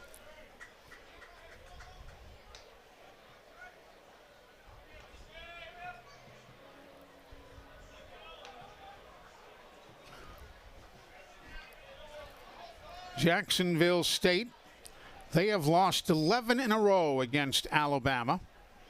That's hard to believe. Yeah, and there's something going on in the left field corner. The gate is open. The gate is open, yeah. Somebody's trying to look through there. Yeah. They just closed it from the outside. Yeah. It's a youngster out there who said, I wonder where this door goes. He's running now. He closed that thing and took off running. And here goes the third base umpire, Damian Gatling, to see what he can do to secure it. And he gives a double thumbs up. Tell you, kids are like mice. If there's a way in, they'll find it. That's very true. Did you used to sneak into ballparks as a kid? Not football, I did. Yeah. We all did it. You know, back when I was a kid. At Legion Field? Yeah, Alabama and Auburn played. Yeah. I could tell you some really good stories about that. Growing up in New York City, I never did sneak in to Yankee Stadium or the Polo Grounds or Shea Stadium. I always went in legitimately. I'm going to tell you a quick story about how we did it. That one is inside. We would go in the mornings. Right. This is game day mornings? Yeah, get somebody's brother to carry us to Krispy Kreme donut. Okay. We'd buy as many donuts as we could afford. We'd go sit on the corner. Right. And we'd sell them to people as they come by. Well, that ended up being our snack money when we got inside. Ah, okay. But then there was two different ways. One, the best way you could do it is keep the boxes open even though they're empty. Go to the press box and say they ordered these upstairs. Right. They put you on the elevator. They take you to the top. When you get off, you break down the boxes. You throw them in the trash. You watch a game from the press box.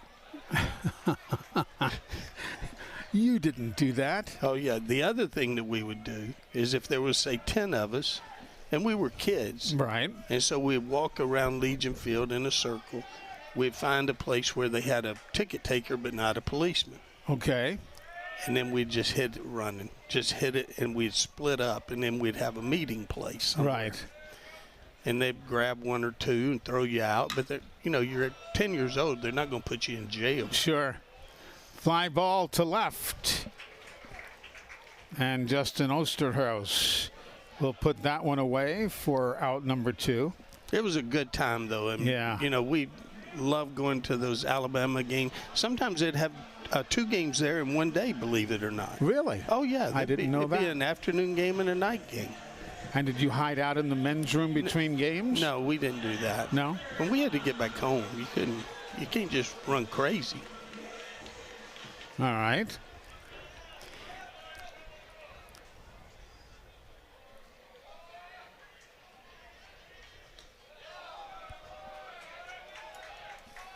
Yeah, growing up where I did, it was a lot of fun. Just like you. I mean, I hear your stories about, Yankee Stadium selling peanuts and whatnot. Mm-hmm. I mean, what a great way to grow up. Yep. Sam Richardson. He's in as a pinch hitter here in the 5th.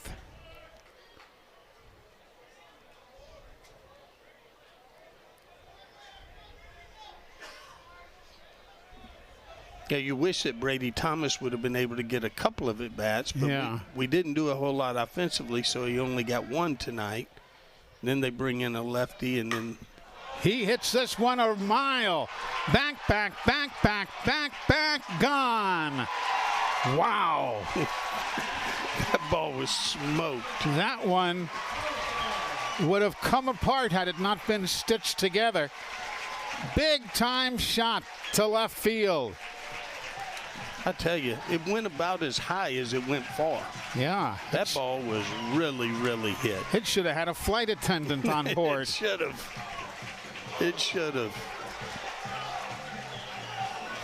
Watch this again, folks.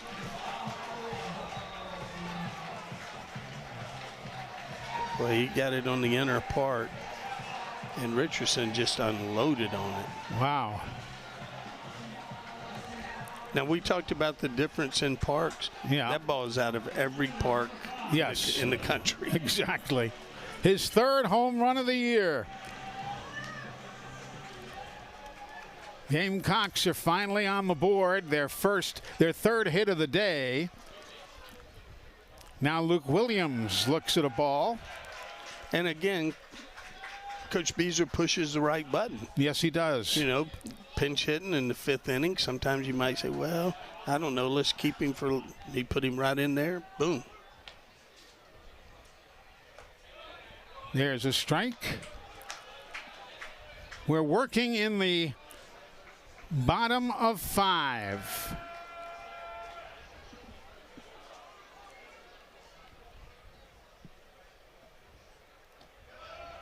Missing. You know, a little bit of a shout out to Matthew Wilbanks. He's been really good tonight. He has done a good job behind the plate. You know, we're fortunate because we can look at this monitor and tell if it was or was not a strike. And I don't think he's missed a single one tonight. Yeah.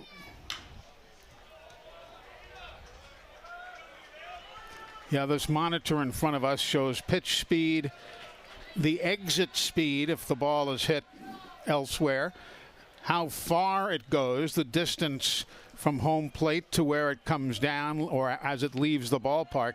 And then we have a strike zone indicator here in front of us, and that one was a strike however you cut it, and it is strike 3. So the inning is over on the called third strike. It'll be the 5th strikeout of the ball game for the Crimson Tide pitching staff. But JSU gets a run on the home run by Sam Richardson. It's 3-1 for the Tide.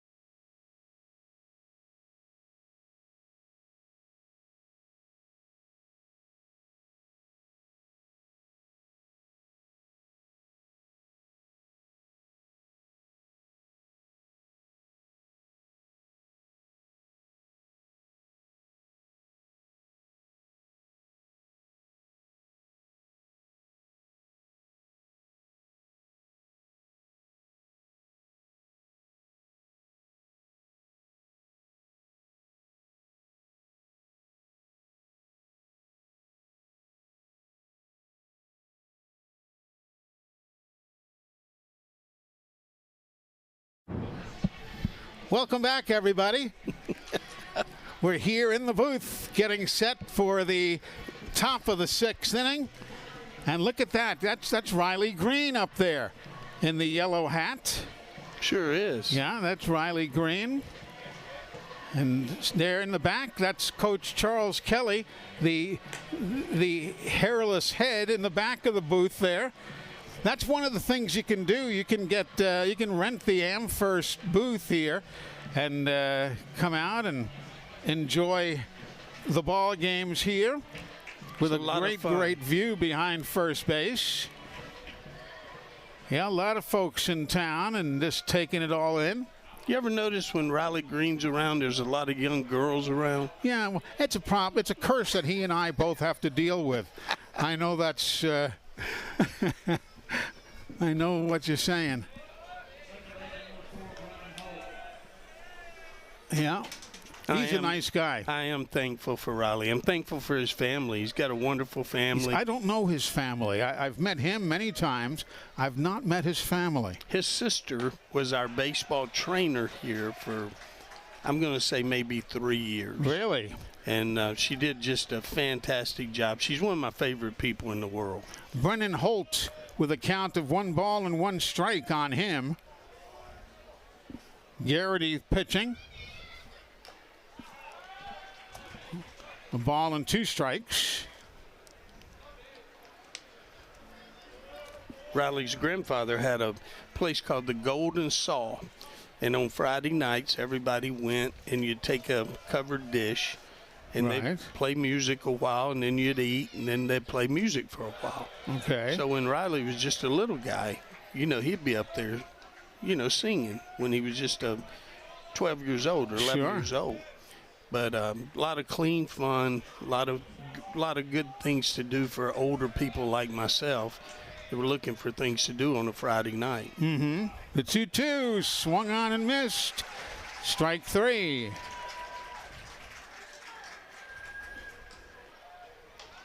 Tell you, Garrity's thrown well tonight. He really has, and this is stretching him out just a little bit. If I'm right, this is his third inning. I know I missed one of them, but this is his third inning, so it's stretching him just a little bit. But he's off to a good start, and that goes back to the top of the order, and hopefully, for his sake, hopefully he can keep throwing the ball well. That's a hard play. Blauser throws in time, in time, in time. And I think I said Blauser. That was Caleb Johnson on the shift who was playing over there. So Caleb Johnson came in and makes the big-time play, erasing Bryce Fowler. Wow. You know, you can go to a lot of baseball games, minor league games, and you'll see some guys who can really play. You're not going to see too many guys that are better at shortstop than that guy right there. Yeah. He can really play defense. Fun to watch. That one is fouled down off Justin LeBron. That was a pretty play.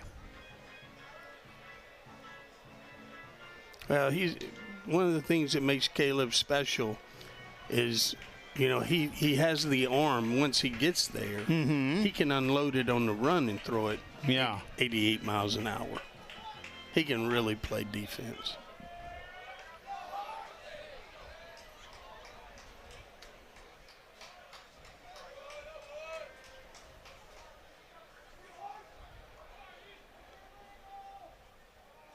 We opened up tonight talking about the pitching.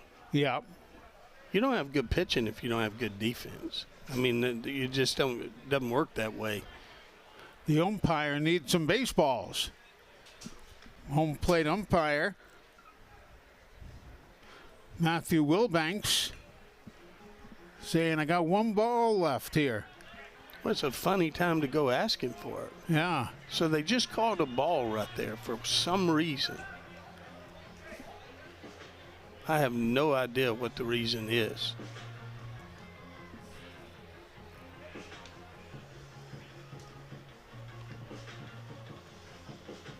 Whether he was in the set position or going out of a windup. I don't know why it would even matter with nobody on base. Yeah, I don't know.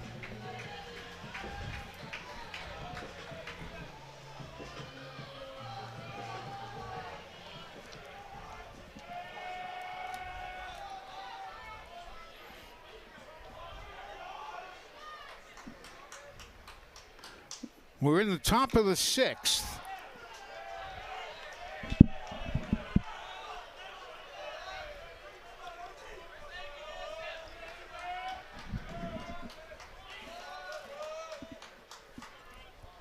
Two balls and a strike.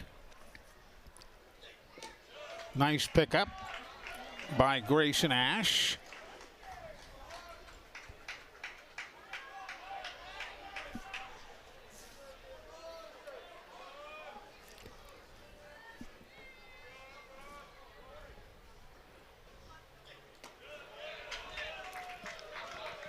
And that's ball four.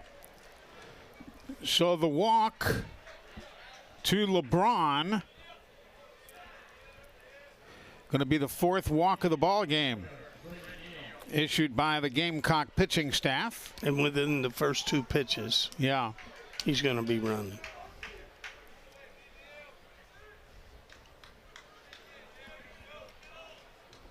The best thing I think you can do here is to hold the ball. Come set and hold it. Yeah. And just hope his weight will settle and he gets a bad jump. Just don't fall into any kind of pattern. LeBron, a perfect 23 of 23 in stolen bases this year. Well, there's two things. One is you want to do everything that you can to give your catcher a chance. Right. But then what you really want to do is make sure you make quality pitches to this hitter. You don't want to be thinking so much about LeBron that you throw one down the middle and he hits it out of the park. There goes LeBron. Brady Neal pops it up left side. Here comes the run from the left fielder in foul territory, and Luke Williams puts it away for out number 3. They handled that beautifully. He really did. He did a good job, and you know, I've seen so many times it's not the stolen base that gets you. It's making a bad pitch when you're worried about the stolen base. Well, everything worked out for the Gamecocks. We now go to the bottom of the 6th. It's 3-1 Alabama.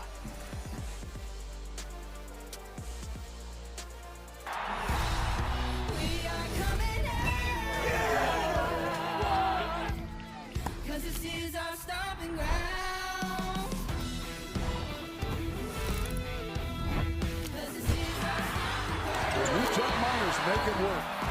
Touchdown, Bearcats. Knocks down the 3.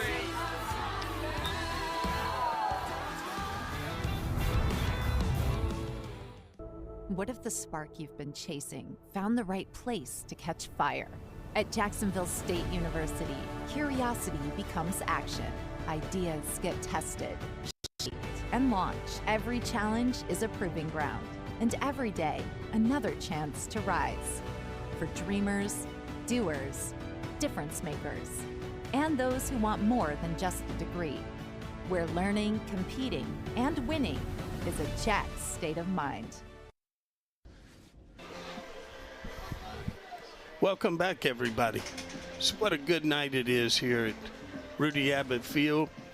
Looking at the SEC baseball standings, there's some familiar names up top: Mississippi State, Texas, and Georgia. And there's Alabama, only one game behind. It's 6-3. Some really good teams on that list. When you look at it and you see Tennessee is in last place on this list, that kind of tells you something about how good this league is. And I think there might be a couple of teams that aren't listed there. Missouri's not on there, but Tennessee is right there in like 14th place. Poor old Mizzou, they just can't get out of their own way. Well, it's a tough place. It's a tough place to win at. And you know, we know what kind of coach Steve Beazer is. Yeah. And if you give him a chance, a fighting chance, he's going to have a chance to win. But you can't win when you don't have anything. He had 188 wins at Missouri, which I thought was remarkable. It really was. Yeah. Well, I knew him from prior to that, you know, when he was at SEMO. And so Right. I knew what kind of coach that he really was. Here's Greg LaChance now.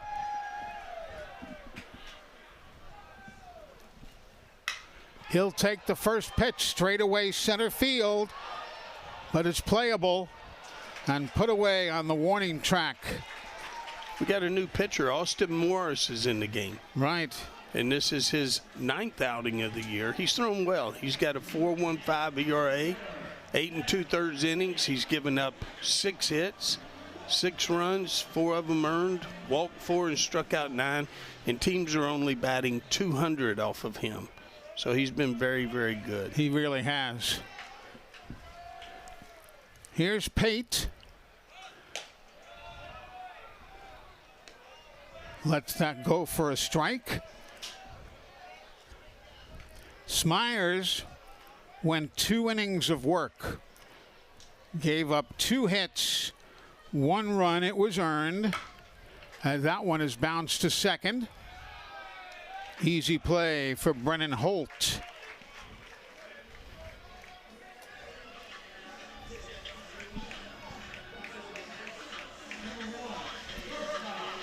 And now Caleb Johnson.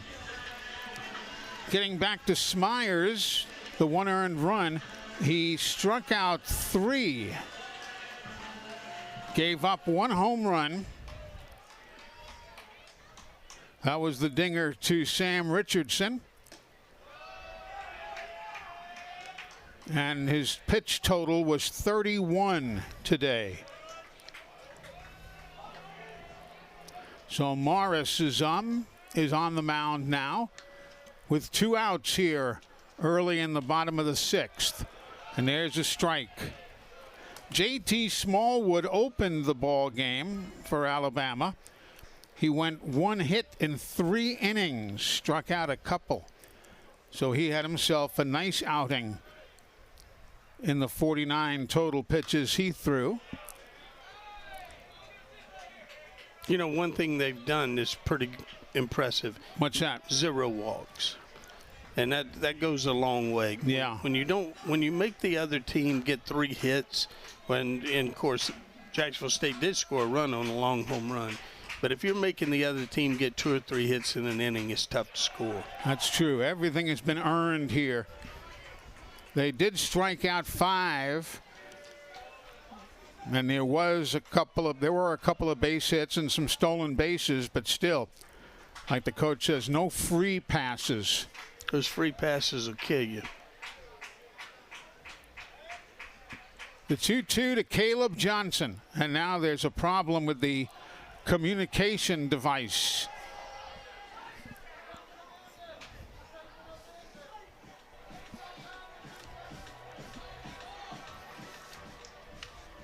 You wonder how baseball ever existed without that.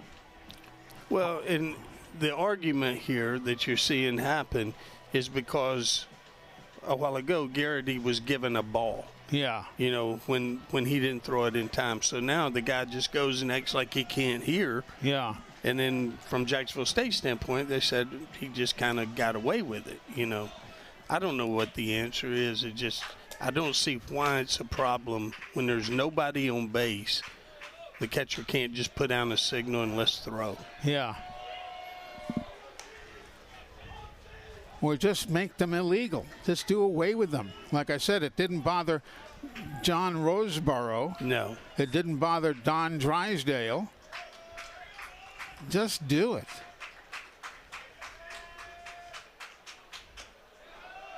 All of the things that they do to speed things up just slow it down. They slow it down. Exactly. Exactly right.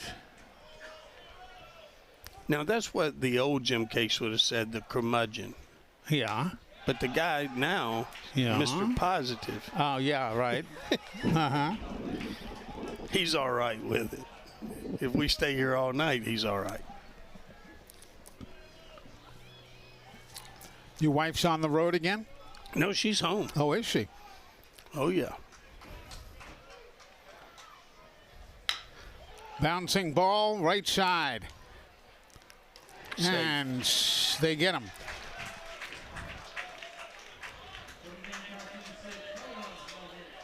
So, that's the way things go here. Gamecocks trail the Tide 3-1.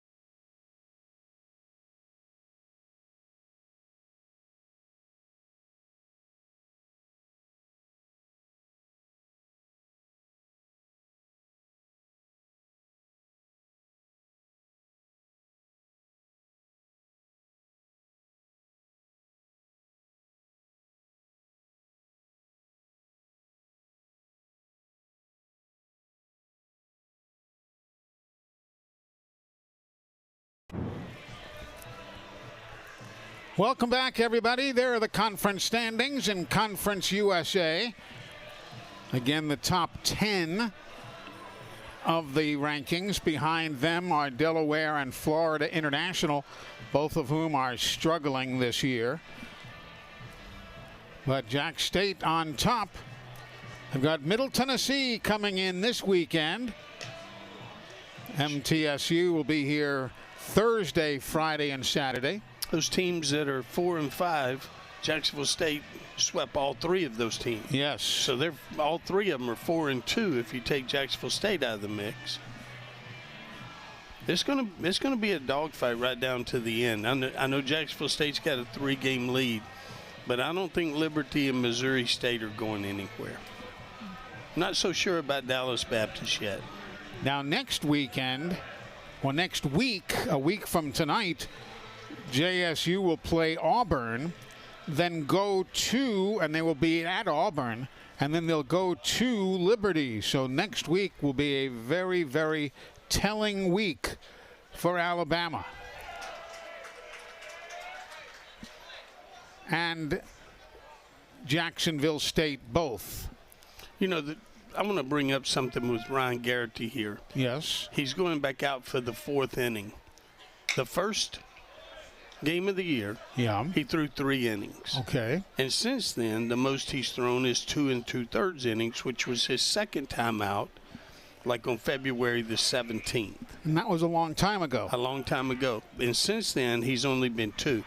So, you know, if you're starting to read things into this, which I hate to do, but it makes you wonder, are they trying to look at him as a potential Tuesday starter?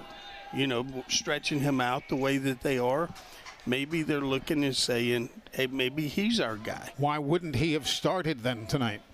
I don't know. I can't answer that question. I may be just making that up, to be honest with you, but it's interesting that he's back out there for the 4th inning. Caleb Johnson.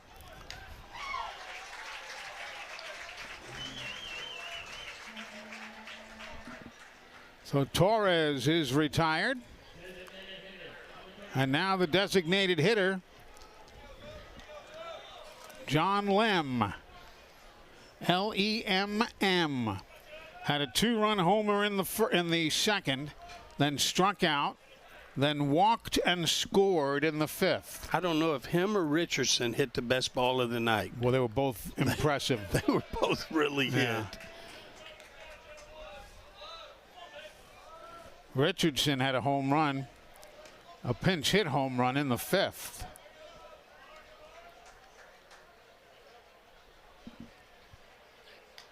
That one is inside.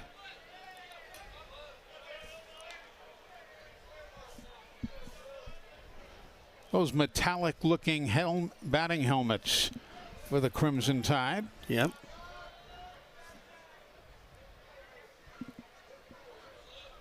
Two balls and nothing.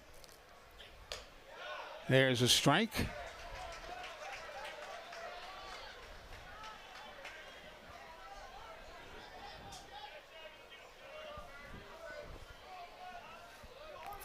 Two very impressive pitching staffs. Well, you hit the nail on the head. You told me when you got here today that you wanted to talk about the pitching to open up the broadcast, and you hit the nail right on the head. Well, these guys have good, lively arms. 3-1. 3-2. You know, if you got good pitching, it don't mean you're going to win every game. But I like my chances. You're going to be in every game. Yeah. And that's the key. Yeah. I mean, you're going to get beat sometimes. Sure. But you're going to be in the game. Swinging strike 3. And that is the second time that the DH has been struck out today. Of course, he's also got a walk and a home run. But nevertheless, watch this pitch. It's been kind of feast or famine for him. Yeah. Both times he struck out, he didn't look very good. But like you said, he's scored 2 runs out of their 3. And now a swinging strike by Plattner. He has walked twice and struck out once.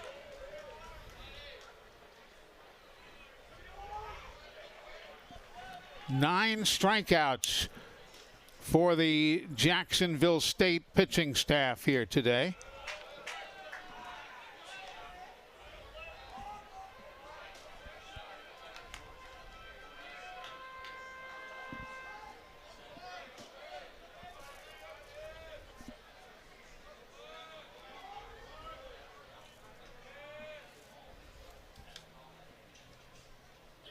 Hope you can join us here this weekend. Should be fun. Yeah. Weather's going to be great, isn't it? So they say. Thursday night and Friday night at 6 o'clock. Saturday afternoon at 1 o'clock. Saturday at 1. Yes. Now the shot towards left field. And put away by Luke Williams, and the inning is gone. A 3-up, 3-down affair for the Jack State Gamecocks. We go to the bottom of 7. Time for the 7th inning stretch here at Jim Case Stadium.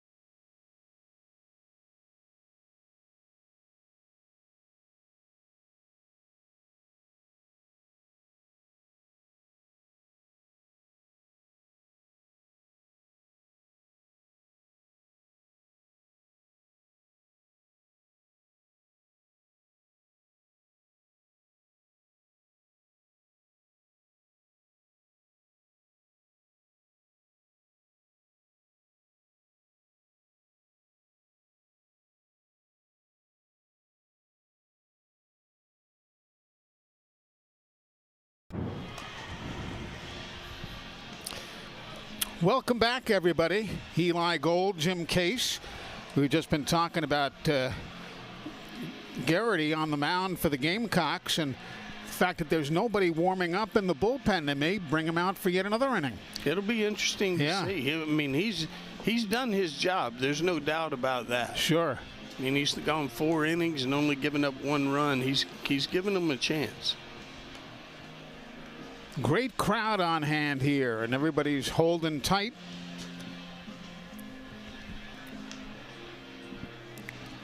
A 3-1 ball game. Alabama scoring 2 in the second and 1 in the 5th. Jack State getting their run on a home run by Sam Richardson in the 5th.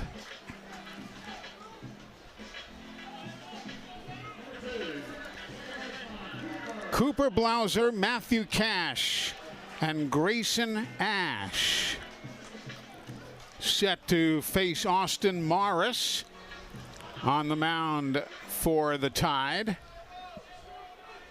This would be the time for the Gamecocks to do some damage as Morris bounces that one wide of the plate for ball 1. Morris went to Mortimer Jordan High School. Yeah. It's a good-looking kid.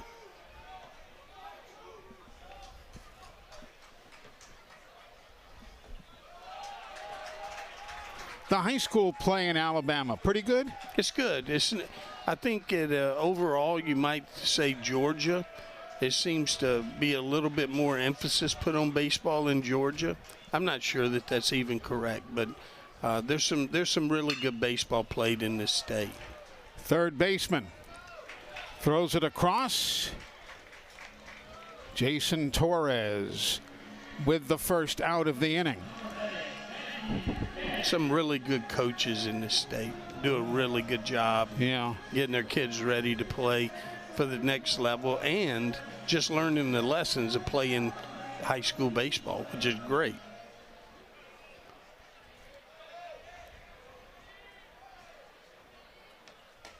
That's something I think we forget about. You know, we talk about there's a couple of guys on the field tonight that they're going to be playing professionally here in another year or certainly in 2 years. and you wish them the very best. But what you really hope is that the lessons that are learned by all the other guys. I mean, because that's the majority. The majority of the guys that play college baseball, when this is over, their career's over. So you hope that it was worthwhile and they learned some great lessons. The 0-2 to Matthew Cash. 1 ball and 2 strikes. Time is getting a little short. It's a good point. Now. It's going quick, isn't it? Yeah. Gamecocks need to do it or not. Well, neither team has been what you would say is crazy offensive tonight. Oh, my. Threw it away. And it goes into the seats, or actually into the extension of the dugout down near the bullpen. Now, the question is, will that be a hit and an error or just a straight-up error? I think I would call that a hit and an error. Yeah, is what I would call it. Boy, what arm strength. Yes. I mean, it was a bad throw. I mean, there's no doubt. But just the arm strength was crazy good.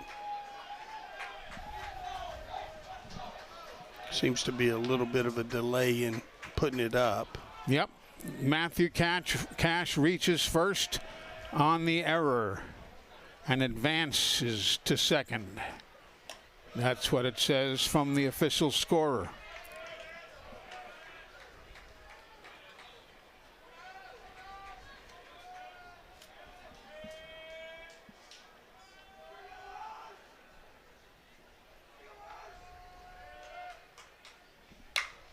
That one is going to drop. Base hit. Around third base. Here comes the throw back in, and it is. No, he missed the tag. He missed the tag. The throw by Osterhaus was there, but the catcher, Plattner, missed the tag. And the home plate umpire, Matthew Wilbanks, was right there staring directly at the play. That's an interesting play right there because the catcher had the ball. It is going to be challenged by Alabama. The catcher had the ball very early. Very early. And let's see. Let's watch and see if we can tell what happens here. There's the ball. He's out 10 feet. Oh, look at that. The extended right arm got there before he tagged the man lower on the body.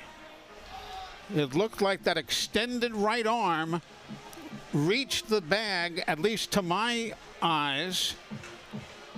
Yeah, that's a tough one. It's one of those things that, you know, if you go back a few years and if you have the ball that early and the guy comes in head first, yeah, you're going to drop your shin guards right on him. Yeah. That's not really looked good upon now.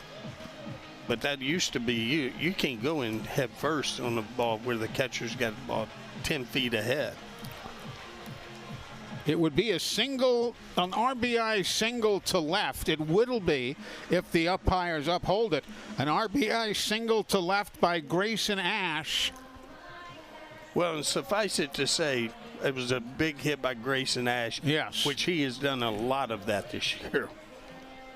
I mean, he's knocked in 35 runs, and if this one is safe, he's knocked in 36 runs. And making it a one-run ball game. And, you know, we've talked about all of the men that Alabama has left on. They've left on. Watch this again, Coach. What do you think? You see his hand is in.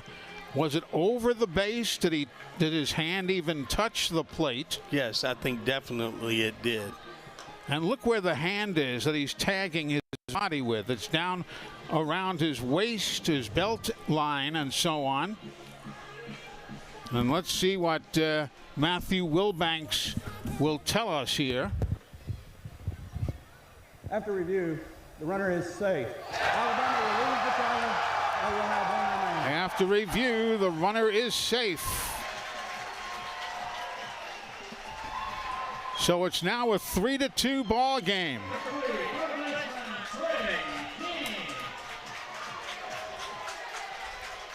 How about that? It's unreal. It was where on the body he hit him or touched him. So Cash will score. Ash leads off at first. And Trey King looks at ball one. King 0 for 2 tonight. He's flown to center and flown to left.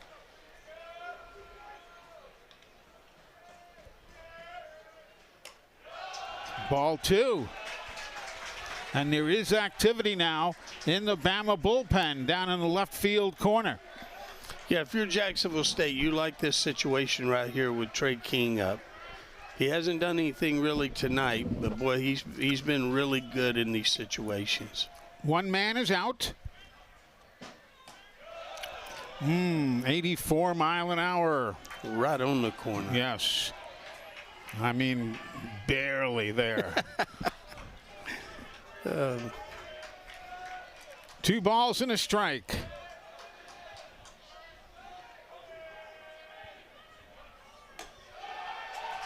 Two and two. The runner faked going, but stopped after a couple or 3 quick strides. If Grayson Ash takes off right here, I got a feeling Coach Beazer might be the most surprised guy on the field. Yeah.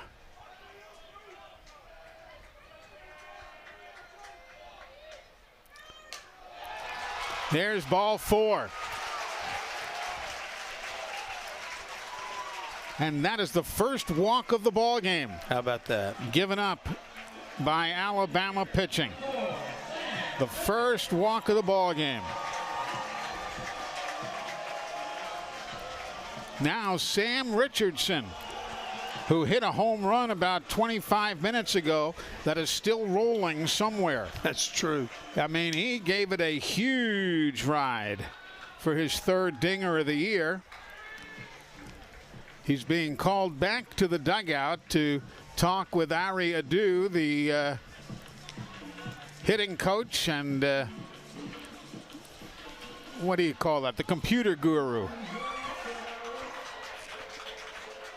I think he probably just told him, you remember what you did the last time? Do it again. Just do that again. Yeah.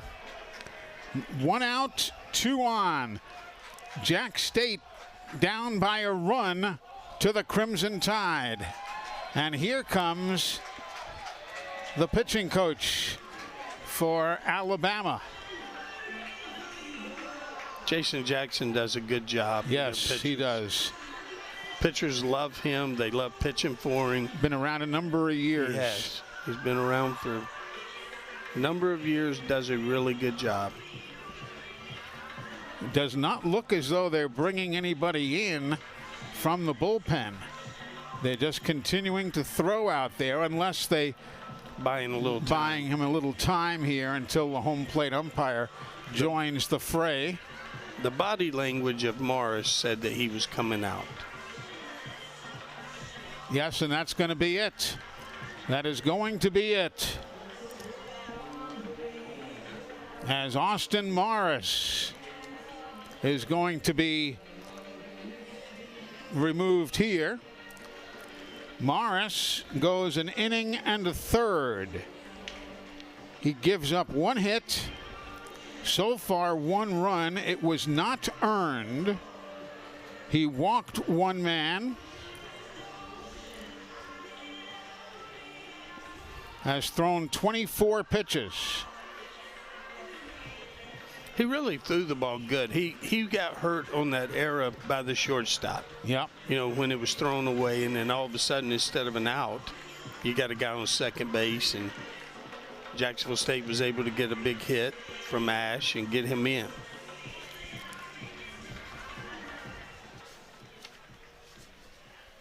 New pitcher is Owen Sama.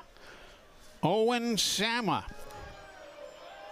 Or actually Sarna, correct myself. Owen Sarna. He has a 3 ERA, Coach. Yeah, this is his 3rd outing of the year. He's only thrown 3 innings. He's given up 3 hits, 1 run it was earned. Didn't walk anybody, but he struck out 1.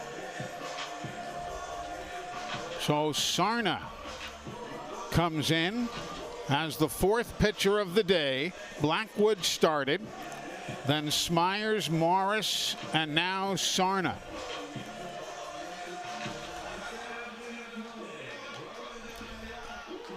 Jacksonville State went with Josh Sibley to start the ball game. Brady Thomas, Chase Hurst, and Garrity.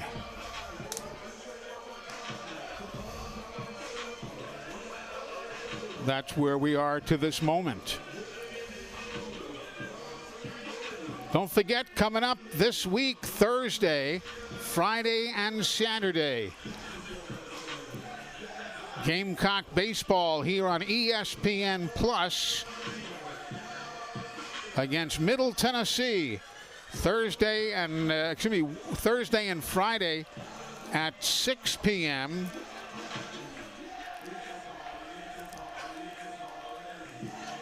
One o'clock Saturday. Then Sunday is an off day for Easter. Easter Sunday on Sunday. I'm so glad that college baseball doesn't play on Easter Sunday. Yeah, yeah. The Crimson Tide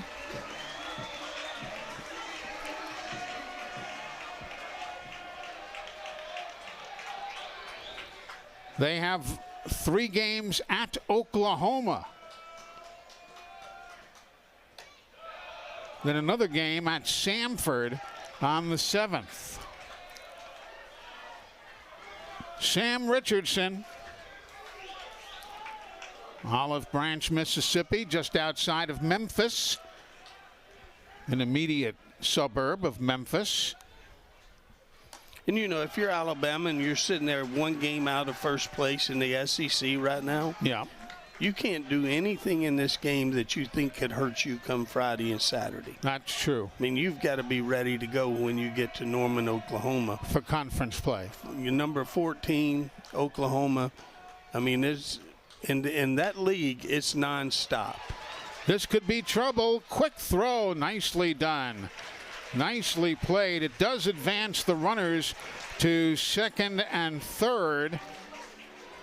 But there are 2 men out now as Richardson is thrown out on a nice play by Brennan Holt. You know, you almost think that Jacksonville State is going to get a hit right here. They've only left, 1 guy on base all night? Yeah, and Bama's left 9. And Bama's left 9, and that usually comes back to bite you. So you got a feeling Luke Williams is going to find a way to get one through there. Luke is 0 for 2 today. And here comes the pitching coach again with activity in the Alabama bullpen. Might try to go left on left right here. Either that, or do you put him on to pitch to LaChance? Yeah, who is coming back and, you know, since he has gotten back from injury, he's had a tough time. Yeah. But with a guy that's only thrown 3 innings this year, you kind of hate to load the bases. They're going to go and change pitchers. There will be a pitching change here.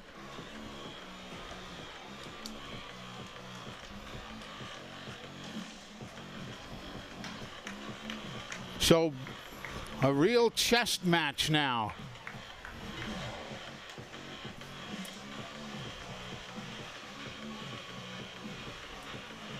Connor Lehman will be coming out of the bullpen in left field.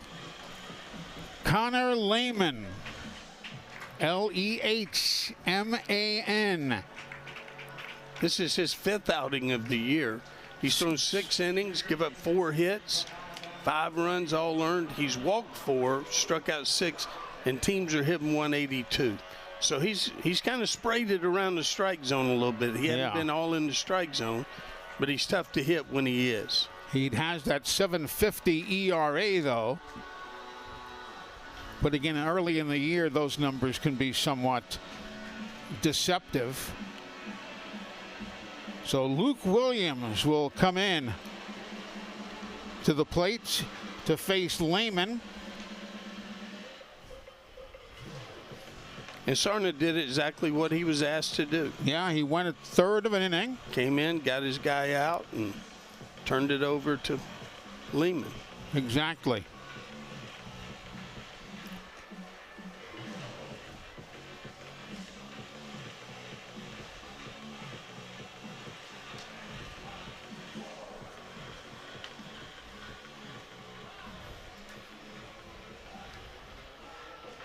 It's a big part of the game.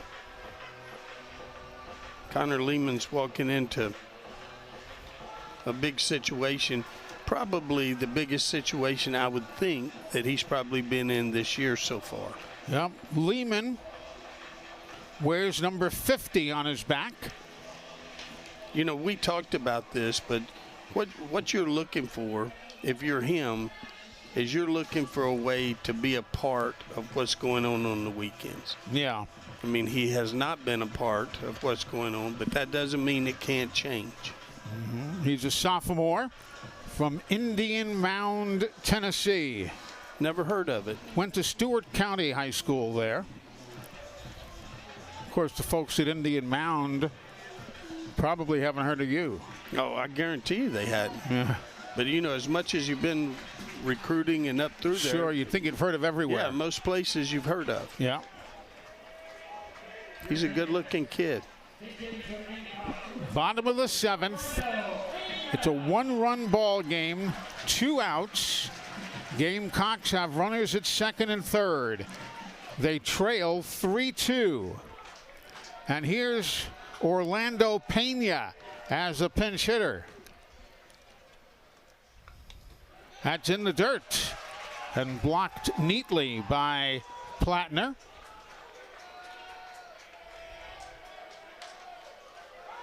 Orlando Pena, the pinch hitter, hitting .214. That's low again, blocked by Plattner. Good job by Plattner. Yeah. A lot of pressure when guys are on third base. You're up by a run, bounce 2 balls in a row.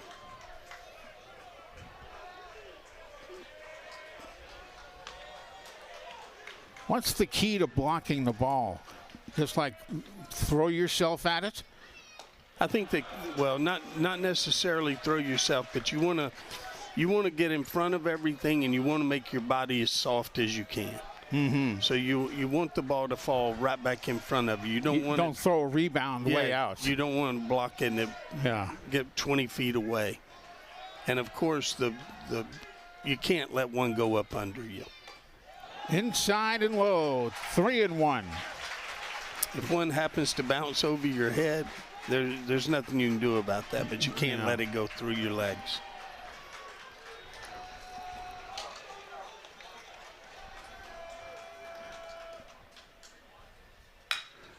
Bouncer, shortstop's got it. Throws it across. Inning is over. Gamecocks come up shy by a run, but there's still baseball to play. Here in the bottom of the 7th. Gamecocks gave it a try. Scored 1, but trail 3-2. Your neighborhood Grub Mart is your one-stop shop for everything you need when you're on the go. Grub Mart features the best prices on Coke and Pepsi products and is the home to the 99-cent bag of ice every day. And Grub Mart is your exclusive home for the popcorn bucket. Purchase yours for only $5.99, then bring it for free refills throughout the year. And save every day with your Grub Mart Super Saver card. When you're on the go, it's good to know Grub Mart has everything you need. Gas, diesel, and delicious Oleo donuts. In business over 78 years, visit your local Grub Mart today. I love getting to work with Noble Bank. They hold the same values that I do personally and our company. It's like working with a big bank, but with a small town feel. You get to deal with the banker directly when you need anything at any time. It's crucial for small businesses to have an independent bank because we don't always fit in a box. It is such a special feeling to be able to walk into a place where literally everyone knows your name. Anytime I'm out talking about banking, I'm always quick to recommend Noble Bank. They always get everything done just the way I need it done.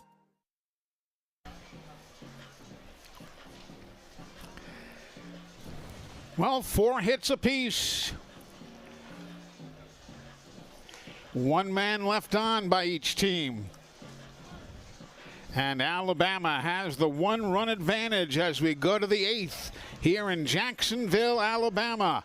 Eli Gold, Jim Case with you from Rudy Abbott Field at Jim Case Stadium. Jam-packed to capacity and then some here today. You know, I kind of felt like when I showed up today that it was going to be a 6-5 game, 7-6, you know, one of those. Yeah. And really, I mean, it has been a tremendously pitched game. I mean, you saw it coming. I did. I don't know why. I got to give you credit. Yeah. But, you know, for both teams to have only given up 4 hits through the first 7 innings is pretty incredible on a Tuesday night. Yeah. When the weather is so good. I mean, it's a great night to hit.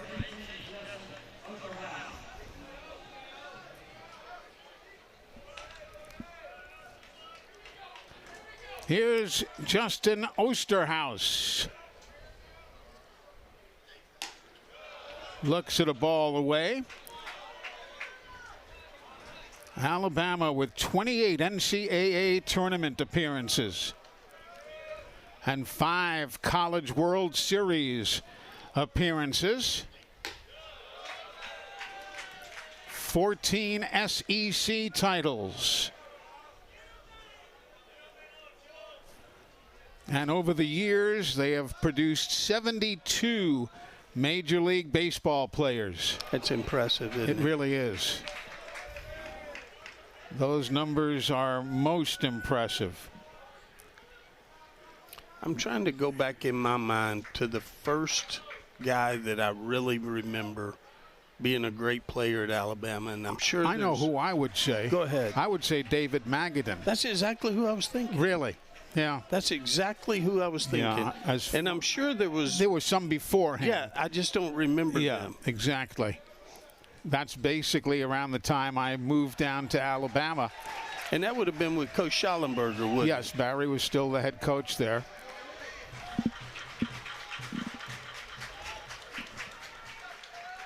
Count is full, 3-2 to Osterhaus. And he's on ball 4.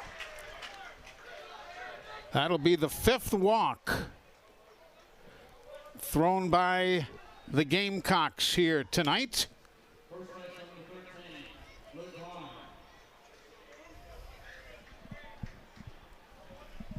And now Luke Vaughn. And here comes Steve Beezer. What a great job by Ryan Garrity. Yep. I mean, again, when I showed up tonight, the last thing I thought was that he would go out and throw 4 innings and be as good as he was tonight. In fact, I didn't think he would go more than 2. So he goes 4+ innings tonight.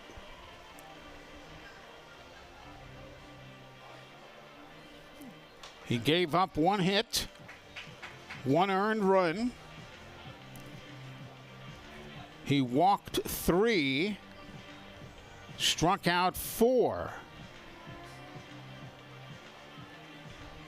Hit 1 man.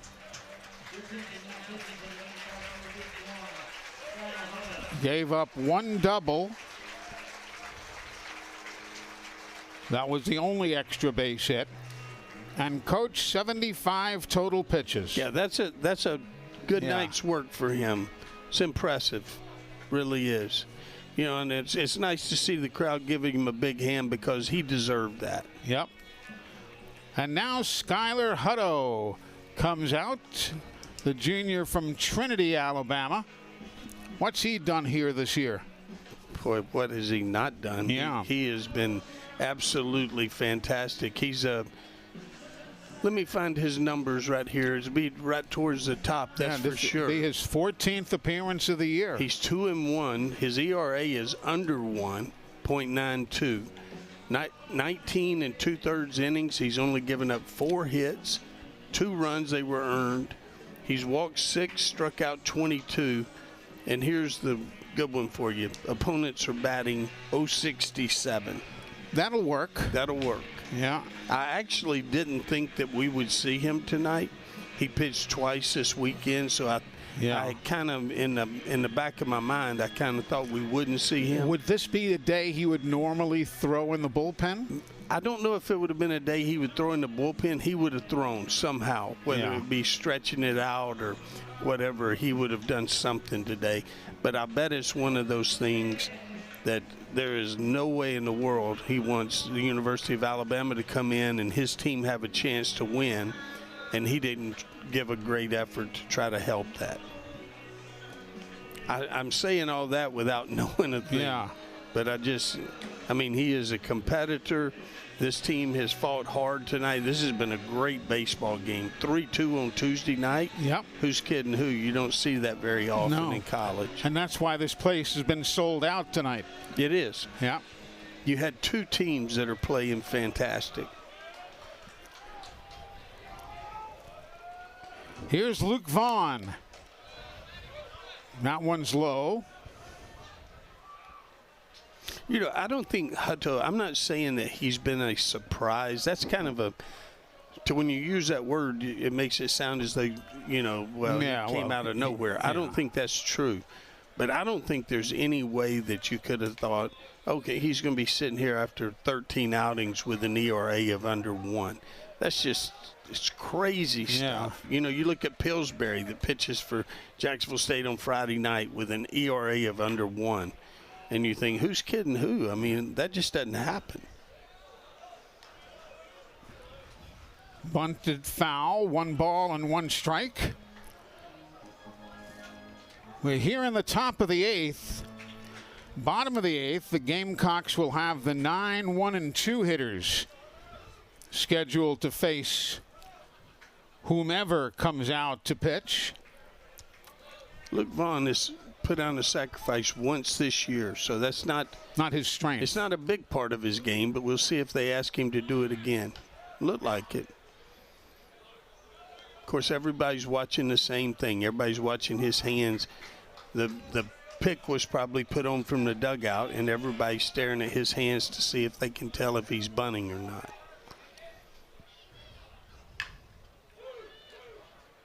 Throw to second. Nice pickup. Wow. Nice pickup at second base to make that play. I'm going to tell you something. I'll tell you, Caleb is good. There was 3 things that happened in that game. In that play. One is, and you could hear the catcher Ash screaming, 2-2-2. You know, because Pena, he doesn't know. His back is to the play. He turns and throws a rocket, throws it in the dirt, so to speak, you know, even though it's carpet a little bit. Yeah. And then Caleb, with his foot on the base, turns into a first baseman and picks it. That was a great play. That was not a terrible bunt that was put down by Vaughn. And Jacksonville State was still able to get the lead runner. 1, 2, and for the nationally leading double play team, there's another one. Their 29th double play of the year, getting out of a jam. It's a 1-run ball game. Alabama 3-2 over Jack State. We go to the bottom of 8.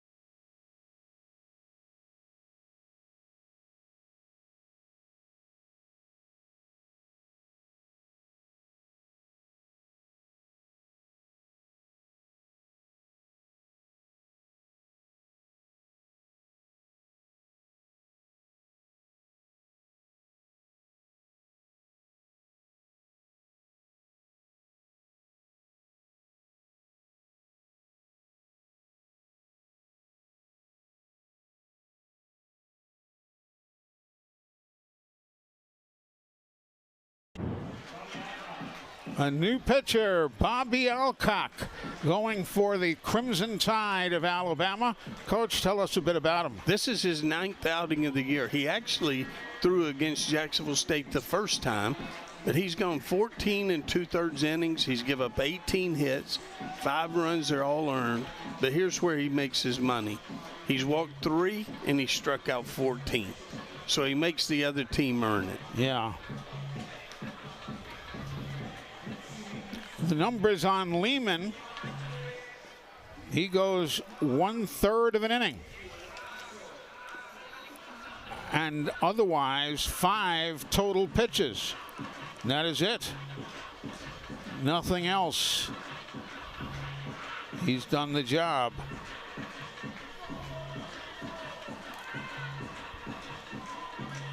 We're in the bottom of the 8th inning. And Greg LaChance will lead things off for Jacksonville State.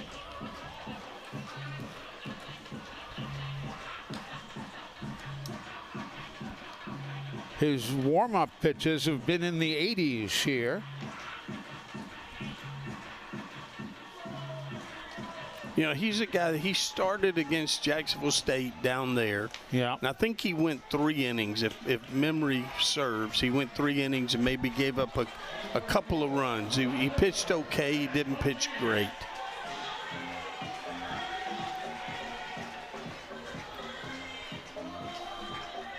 This has been a good one tonight. The last time he pitched was Saturday, and he only pitched 13 innings on Saturday. So he should be fine. 13 pitches. 13. Did I say 13 innings? Innings, yeah. Yeah, if he threw 13 innings, we'd have a story. Yes, we would. And now let's see what is amiss. They're coming out with another one of those communicator devices. I'll give you 3 guesses as to what's going on. Yeah, the thingy's not working.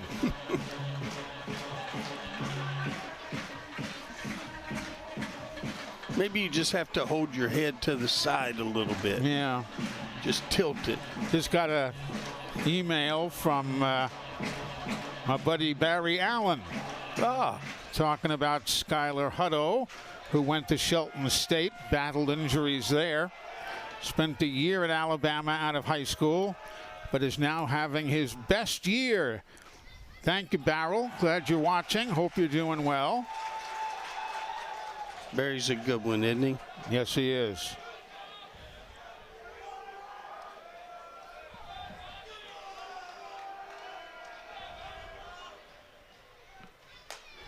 There's a strike to LaChance.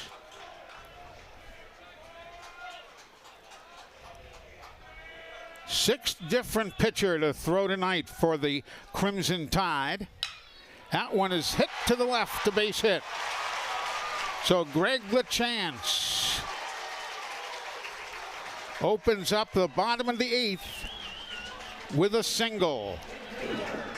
And he's got to feel good about that because I think, don't hold me to this, but I think that's the first hit he's had since he came back last week. Mm-hmm.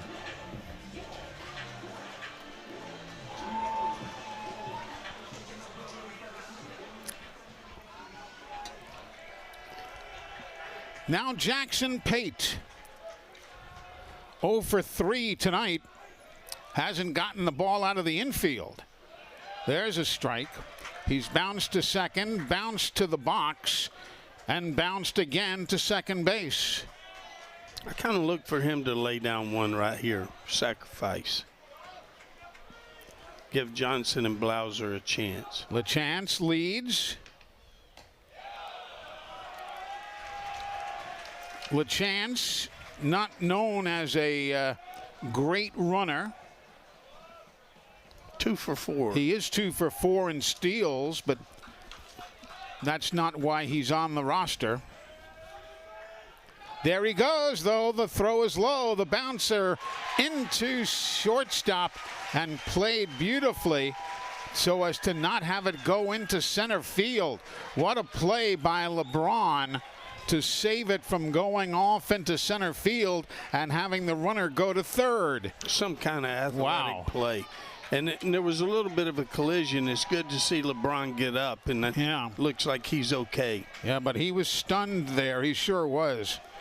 So LeChance in scoring position to try and tie it up. Nobody out.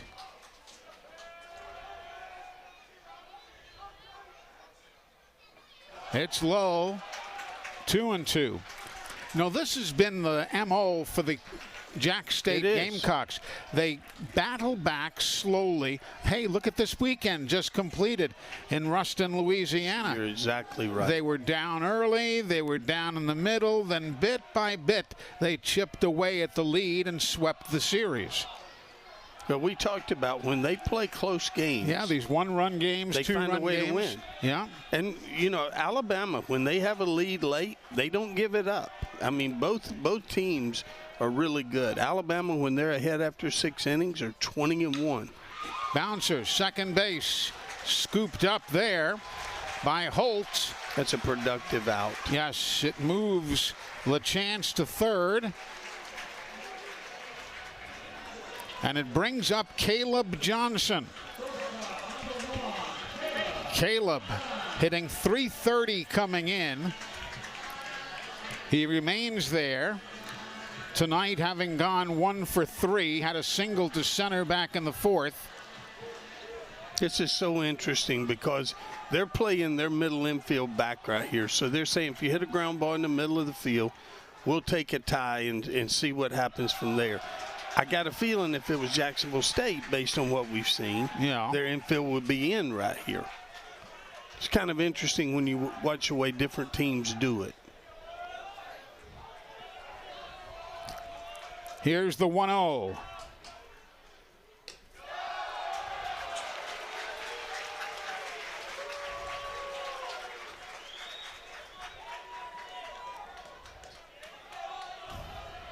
It's interesting, guys who are really good offensive players, they find a way to get these RBIs right here. Mm-hmm. We used to call it easy money.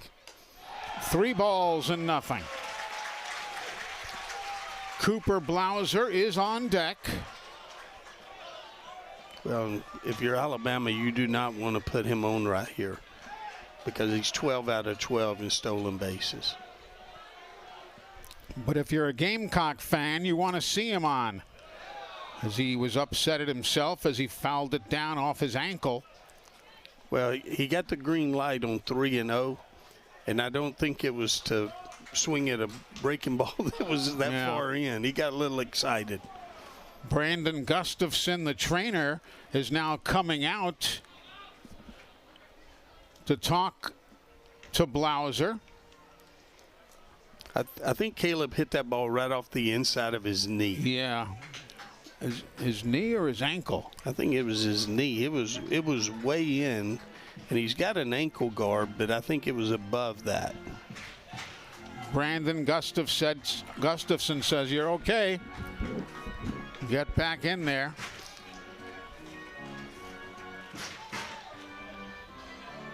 Sean Straker, the longtime trainer for the Crimson Tide, he is here tonight as well with his ball club.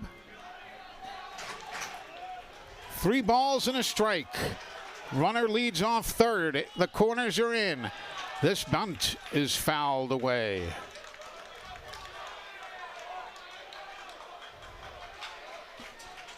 And the count is full at 3-2. It's going to be a battle right here. They're going to throw that breaking ball down and in. And if it's a ball, he's got to take it because he tends to swing over the top of that one a little bit. Now the umpire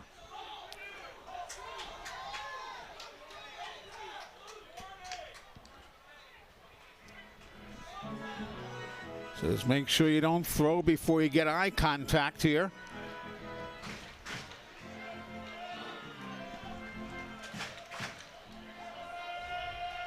Beautiful night, 71 degrees. And that's going to be ball 4. Ball 4 as he didn't make eye contact. one of the new rules, if you will. You can't just throw it. I guess it goes technically as a balk.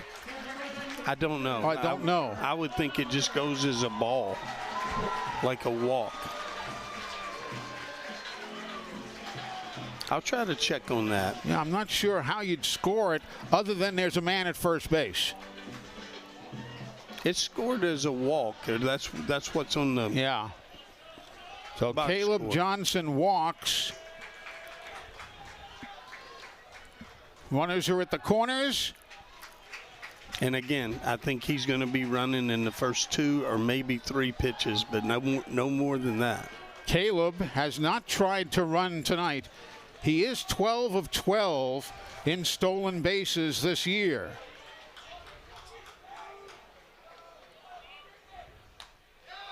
There's a strike. No balls, 1 strike.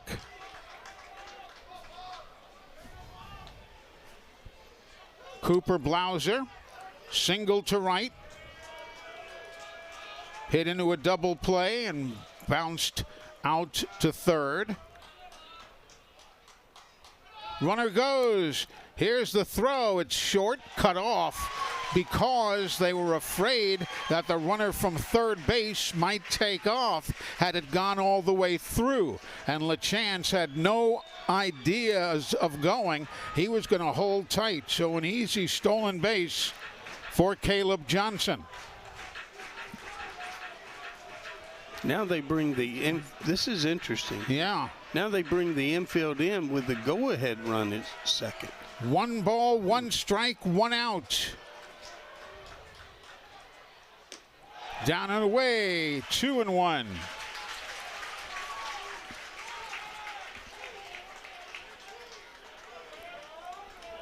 Been a long time since Banner lost to Jack State.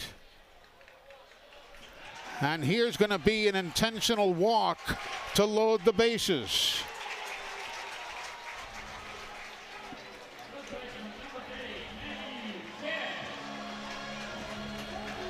So an intentional walk. It'll be the 3rd of the game for Alabama pitching. And now they're going to talk things over. Matthew Cash is due up with Grayson Ash behind him. Well, as you would love to say, there's no place to put him. There's no place to put him. Yeah. So whatever we're talking about is how to get Matthew Cash out, whether it's going to happen with him or to bring in somebody.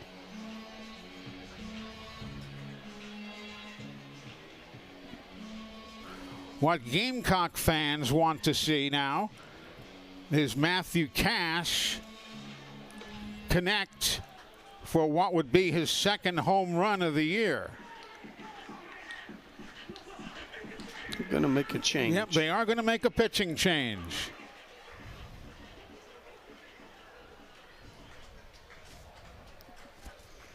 So Alcock will go 1/3 of an inning.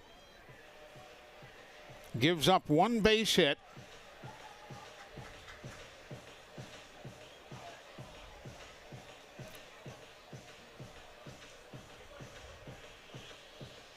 Walks 2 men. Throws 20 pitches. And here's Evan Steckmesser, the senior, coming in. Evan Steckmesser. This is his 11th outing of the year. So he's been a guy that's gone through a lot. He's thrown 14 innings, give up 13 hits, 11 runs, 9 of them earned, walked 4, and struck out 16. Teams are hitting 250 off of him. He doesn't have a great ERA, but he does have the ability to strike a guy out, which is exactly what they're looking for in this situation. His job is to come in and strike out Matthew Cash. Yeah.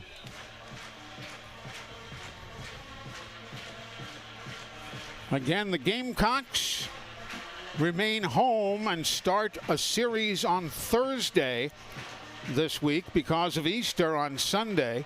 It'll be a Thursday, Friday, Saturday series against Middle Tennessee. There you see the upcoming schedule. Then the Gamecocks head to Plainsman Park and then go up to Lynchburg, Virginia, before returning home to play Alabama A&M and Florida International. Boy, those 7 games right there, huge games. Very, very big games.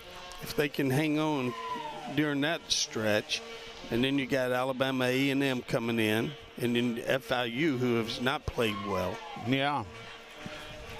Now Alabama's schedule, as they get back to conference play, they've got this weekend a trip to Norman, Oklahoma. Then a single game in against Birmingham's Samford University. Then they've got Arkansas at UAB for a midweek game and a trip at Texas. That's tough. That is always tough in the SEC. Sure is. There's ball 1.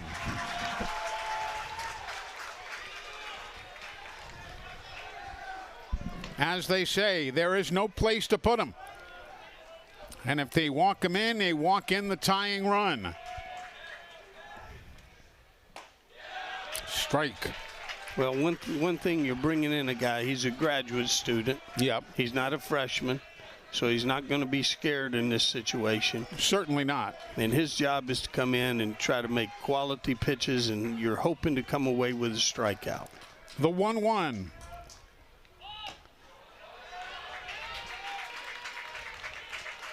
It's a safety squeeze. Yeah.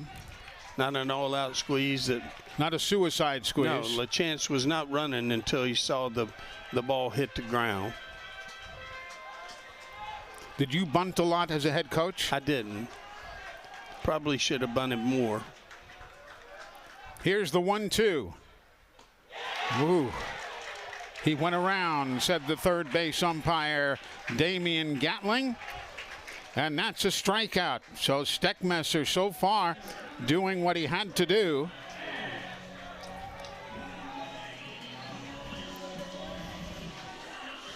Sixth strikeout by Alabama pitching, and now Grayson Ash.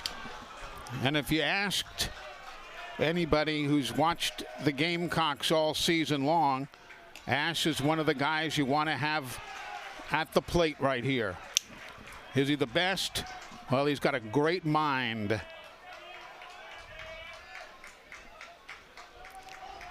Here's the 1-0.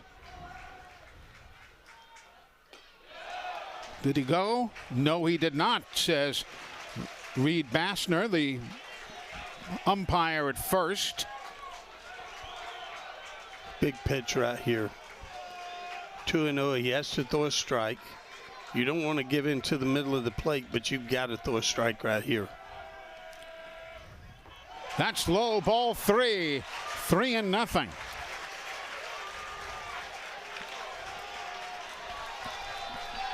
A ball will walk the tying run in. And this crowd has just found their voice again. That 3-0 count will do it. And see, I'm not buying that. Now they're using the, hey, I can't hear in the communicator device. I'm not buying it. Because there's too many people here.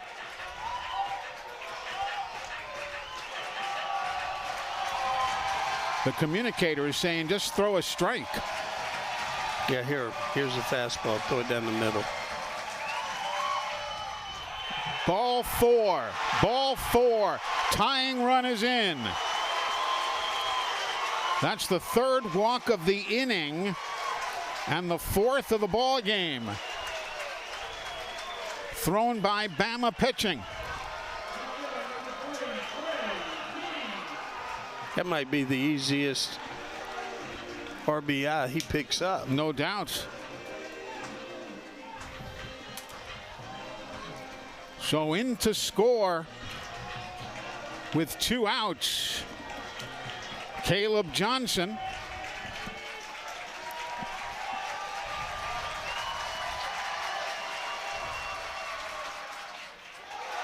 There's ball one to Trey King.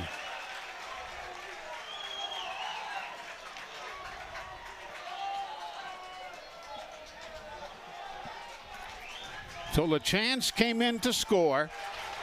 Johnson is at third.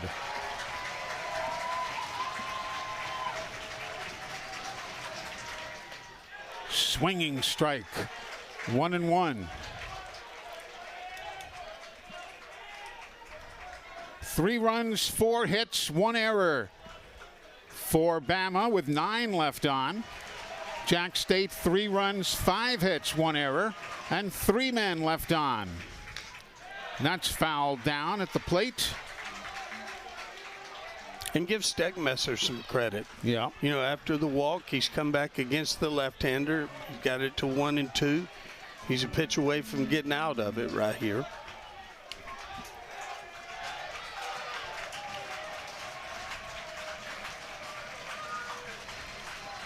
The 1-2. High and away at 89 miles an hour. And look, they tried to steal a run here, and he's thrown out at the plate. Caleb Johnson just trying to steal a run while nobody was watching, and he gets thrown out at the plate. Watch this, folks. As the catcher threw it back to the mound, Caleb took off. It's not a good move right there. No, no. Didn't catch him off guard at all, and you were out by 30 feet. Oh, my. We're tied at 3. That's why you never turn away. You don't know what's going to happen.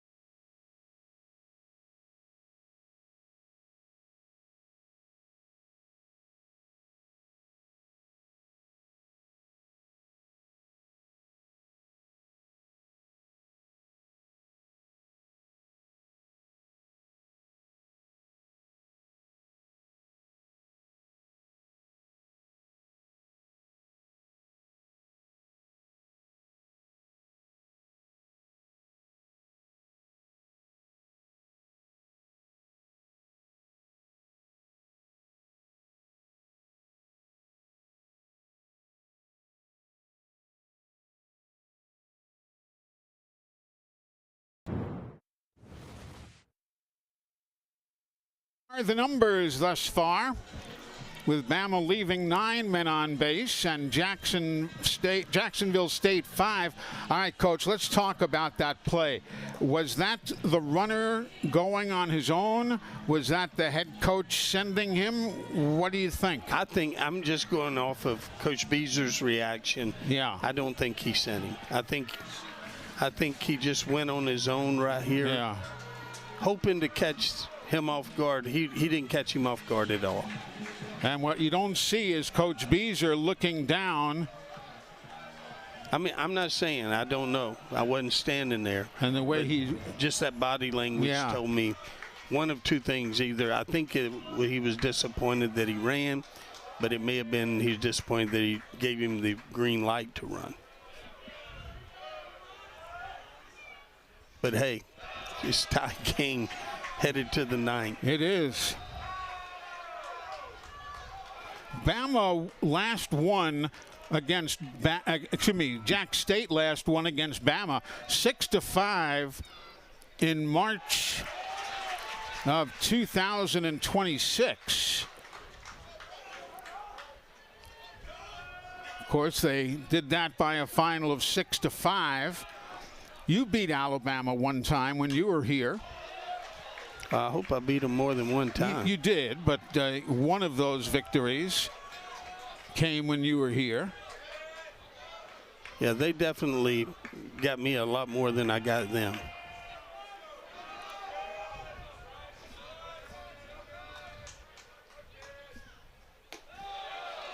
It was 4-0 in Tuscaloosa in 2018 when you shut them out at their place.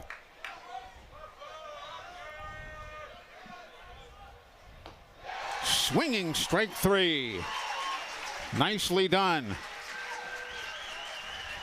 Skylar Hutto. Now Justin LeBron. That strikeout was the 10th tonight. You know, almost, by Jack State pitching. And I say this, and I have not seen Alabama play that much, but Fowler, who is a very good hitter, 356, obviously a very good hitter, and he can really run. But I almost feel about him the same way I said Trey King. He almost strikes out too much to be a leadoff hitter. That one is foul on the right side, out of play. He's got some juice in his bat. Mm-hmm. He hit that ball a long way to the opposite field. 0-2 the count. LeBron struck out swinging, flew to center, looked at a called third strike, and then walked. Nice backhand stop by Grayson Ash.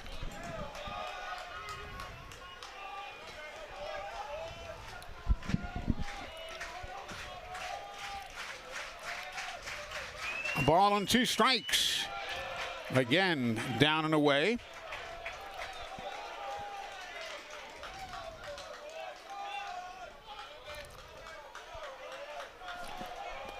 LeBron, one of the Golden Spikes preseason watch list guys. Great glove.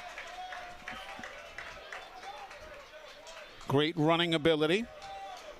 Yeah, and he's got juice in his bat. I mean, there's a lot of things that he does well. And you can tell he's getting a lot of respect from the Jacksonville State pitchers. They have tried to pitch, not give him anything really good. There's a bullet pass across, and he's got him. A bullet throw by Trey King. That was actually by Cash. He is. Did I say? Excuse me, Cash. He is scooted. That's one of the things I love about him, as you well know. Yeah. I love him at that third base position because he can really throw it across the infield. He throws that true ball. I mean, it spins straight backwards and stays very true. Now, Neal.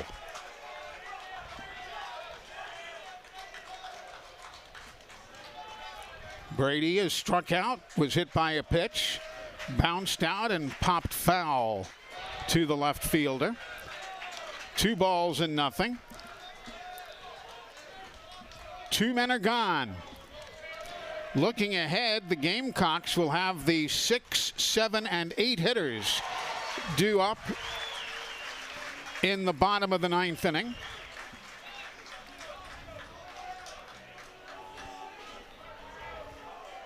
This game reminds me a lot of the Saturday game for Jacksonville State at Louisiana Tech. Yep. Fall behind 3-0. And bit by bit. Yeah, scratch back. No big innings, but just put together 3. And the key is for everybody to keep throwing up those 0s and 1. You know, no crooked numbers after the 2nd inning. 2 balls, 2 strikes, 2 outs. In a 3-3 ball game, top of the 9th here in Jacksonville, Alabama. Eli Gold, Jim Case. And that one is hit deep, deep, deep, right center field. Back they go, and it's out of here. Brady Neal. A home run to right center field. That's a big one. Whew. With 2 outs in the 9th, 2 strikes, and to hit a ball that far, not an easy place to hit it out of, and he put a great swing on it. He is their leading hitter That is home run number 6. Watch it again. He got all of it. Wow. He knew it. When I saw him standing there, I thought, oh, you might better get running this. But he knew it was gone. It's now a 4-3 ball game.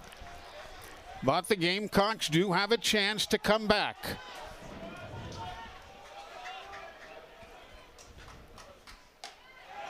There's a slow breaking ball that Torres looks at for strike 1. You know, it's so interesting when I talked to Coach Vaughn yesterday. Yeah. He was talking about Neil and the way I've never heard a guy described this way. He said it's just super refreshing. He said he has struggled, but he hung in there. Right. And he's just gotten better and better and better until now he's having a great year. And he had nothing but just great things to say about him. And it's kind of nice to see a guy come through with a big, I mean, that's a big hit right there. Of course. Potential game-winning hit in the top of the 9th inning. The 81-mile-an-hour pitch missing.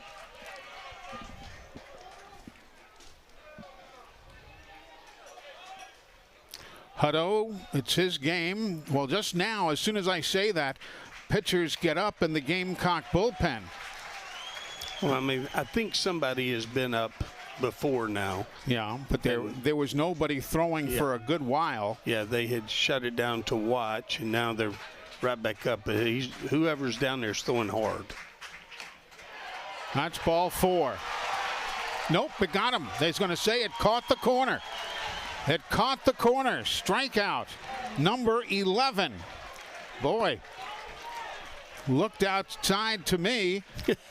If you're Jacksonville State, you'll take it. You'll take it. And we are going to break. Bottom of the 9th inning. Last chance for the Gamecocks when we come back.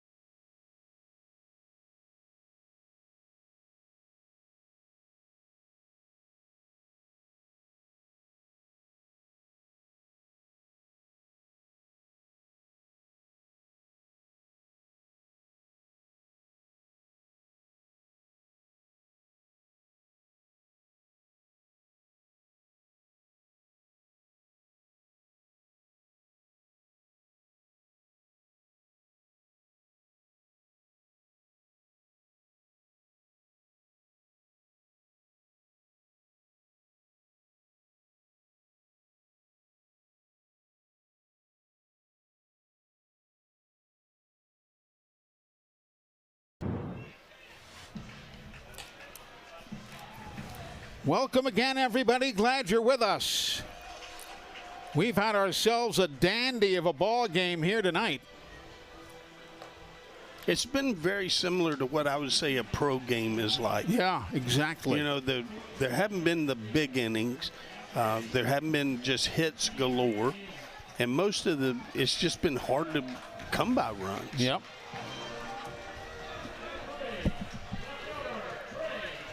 And, of course, if you're Jacksonville State, you know that Trey King's going to get a hit right here. Yeah. After you tried to steal a run in the bottom of the 8th, the guy always gets a hit to lead off the next inning. Yeah, here's Trey King, 0 for 2 and a walk tonight.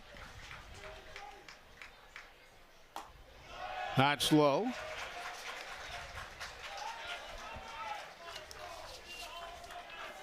It's been a great ball game, though. It has been.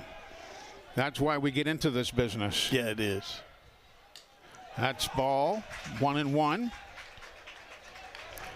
Gamecocks at the plate need 1 to tie and 2 to win.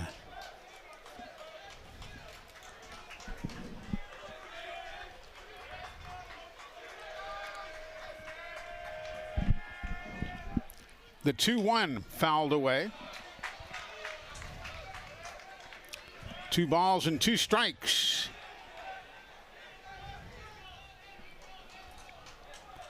Trey King just needs to stay in the middle of the field right here. He doesn't have to try to do too much. Just hit a ball from gap to gap. That's foul. It's not going to get overmatched. No.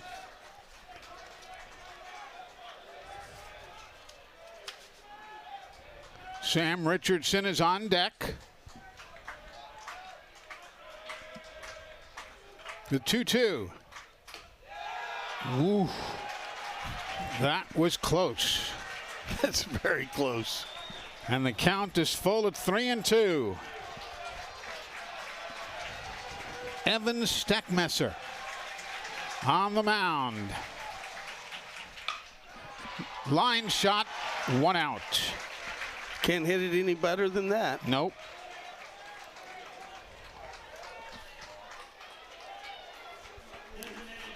One man gone. And now Sam Richardson. He had a big home run earlier in the 5th.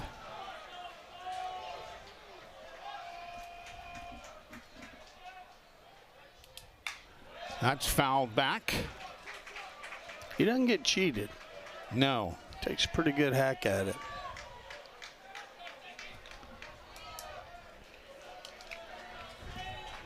Nothing in 1.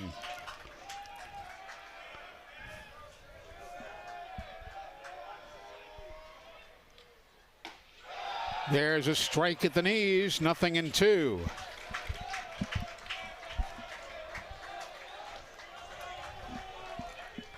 Orlando Pena is on deck.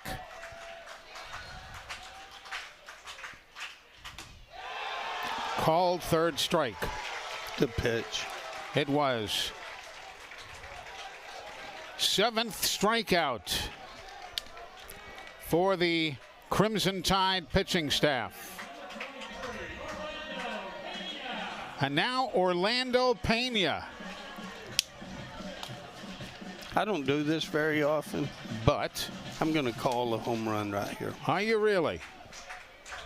It's just been one of those crazy kind of nights. It would be his 3rd of the year if it comes true. 1-0, the count. In a 4-3 ball game that Alabama leads, they took the lead with a 9th inning home run. 1 ball and 1 strike. I'm not looking too good right now. Well, I'm calling it. Alabama's left an awful lot of guys on base. They have. They've left 9 on to Jack State's 5. 2 balls and a strike.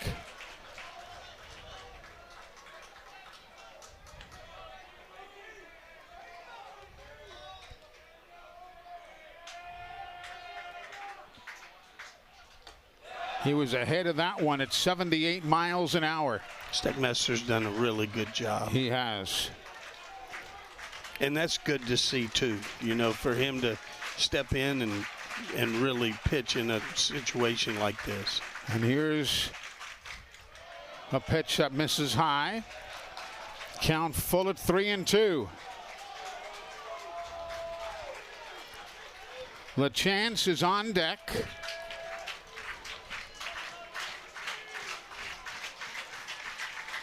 The payoff pitch. Missed it up high, ball 4.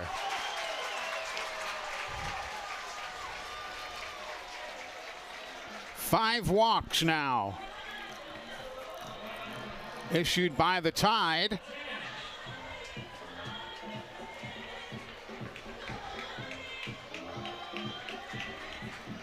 And there's going to be a pinch runner coming in for Alabama.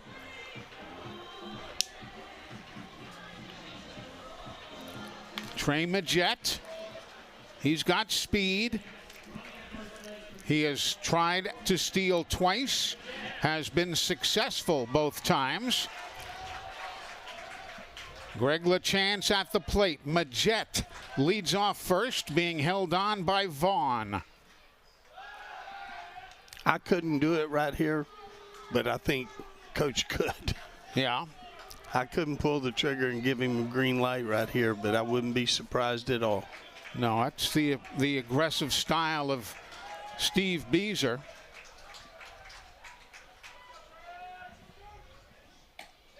Outside. 1 ball, no strikes. We're live on ESPN Plus. So happy to have you along. Eli Gold, Jim Case. That one is line short, hop, picked up. What a play. Ball game is over. A beautiful play by Justin LeBron at shortstop. And, Coach, that's what he is all about. It really is. I mean, we saw great things from him tonight. We saw great things in a lot of ways. I thought both teams played really, really good. It was very, very competitive. Alabama did just enough to be able to pull out a win right there, but I thought Jacksonville State played well as well. The winning pitcher is Steckmesser. He is 1-0 on the year. Hutto takes the loss. He drops to 2 up and 2 down. The line score, as you see, 4 runs, 5 hits, 1 error, 9 men left on base for Alabama. Jack State with 3 runs on 5 hits, 1 error, and they will strand 6. So we hope you enjoyed our coverage tonight from Jacksonville. Of course, coming up this weekend, the Gamecocks are back here at home. It'll be a Thursday, Friday, Saturday series against against Middle Tennessee. That's coming up here this weekend. We'll have coverage for you on Thursday and Friday at 6, Saturday at 1 o'clock. Coach, it was an enjoyable ball game. Regardless of who you were pulling for, you got yourself your money's worth. It was a great college baseball game. I mean, that's all there is to it.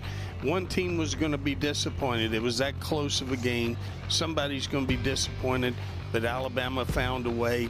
Jacksonville State, on the other hand, they've just got to turn the page and get right back on. They're playing fantastic right now. So a full house tonight. They enjoyed it as Alabama wins by a final of 4-3. So for Jim Case, I'm Eli Gold saying so long from Jacksonville, where the Crimson Tide have defeated the Gamecocks 4-3.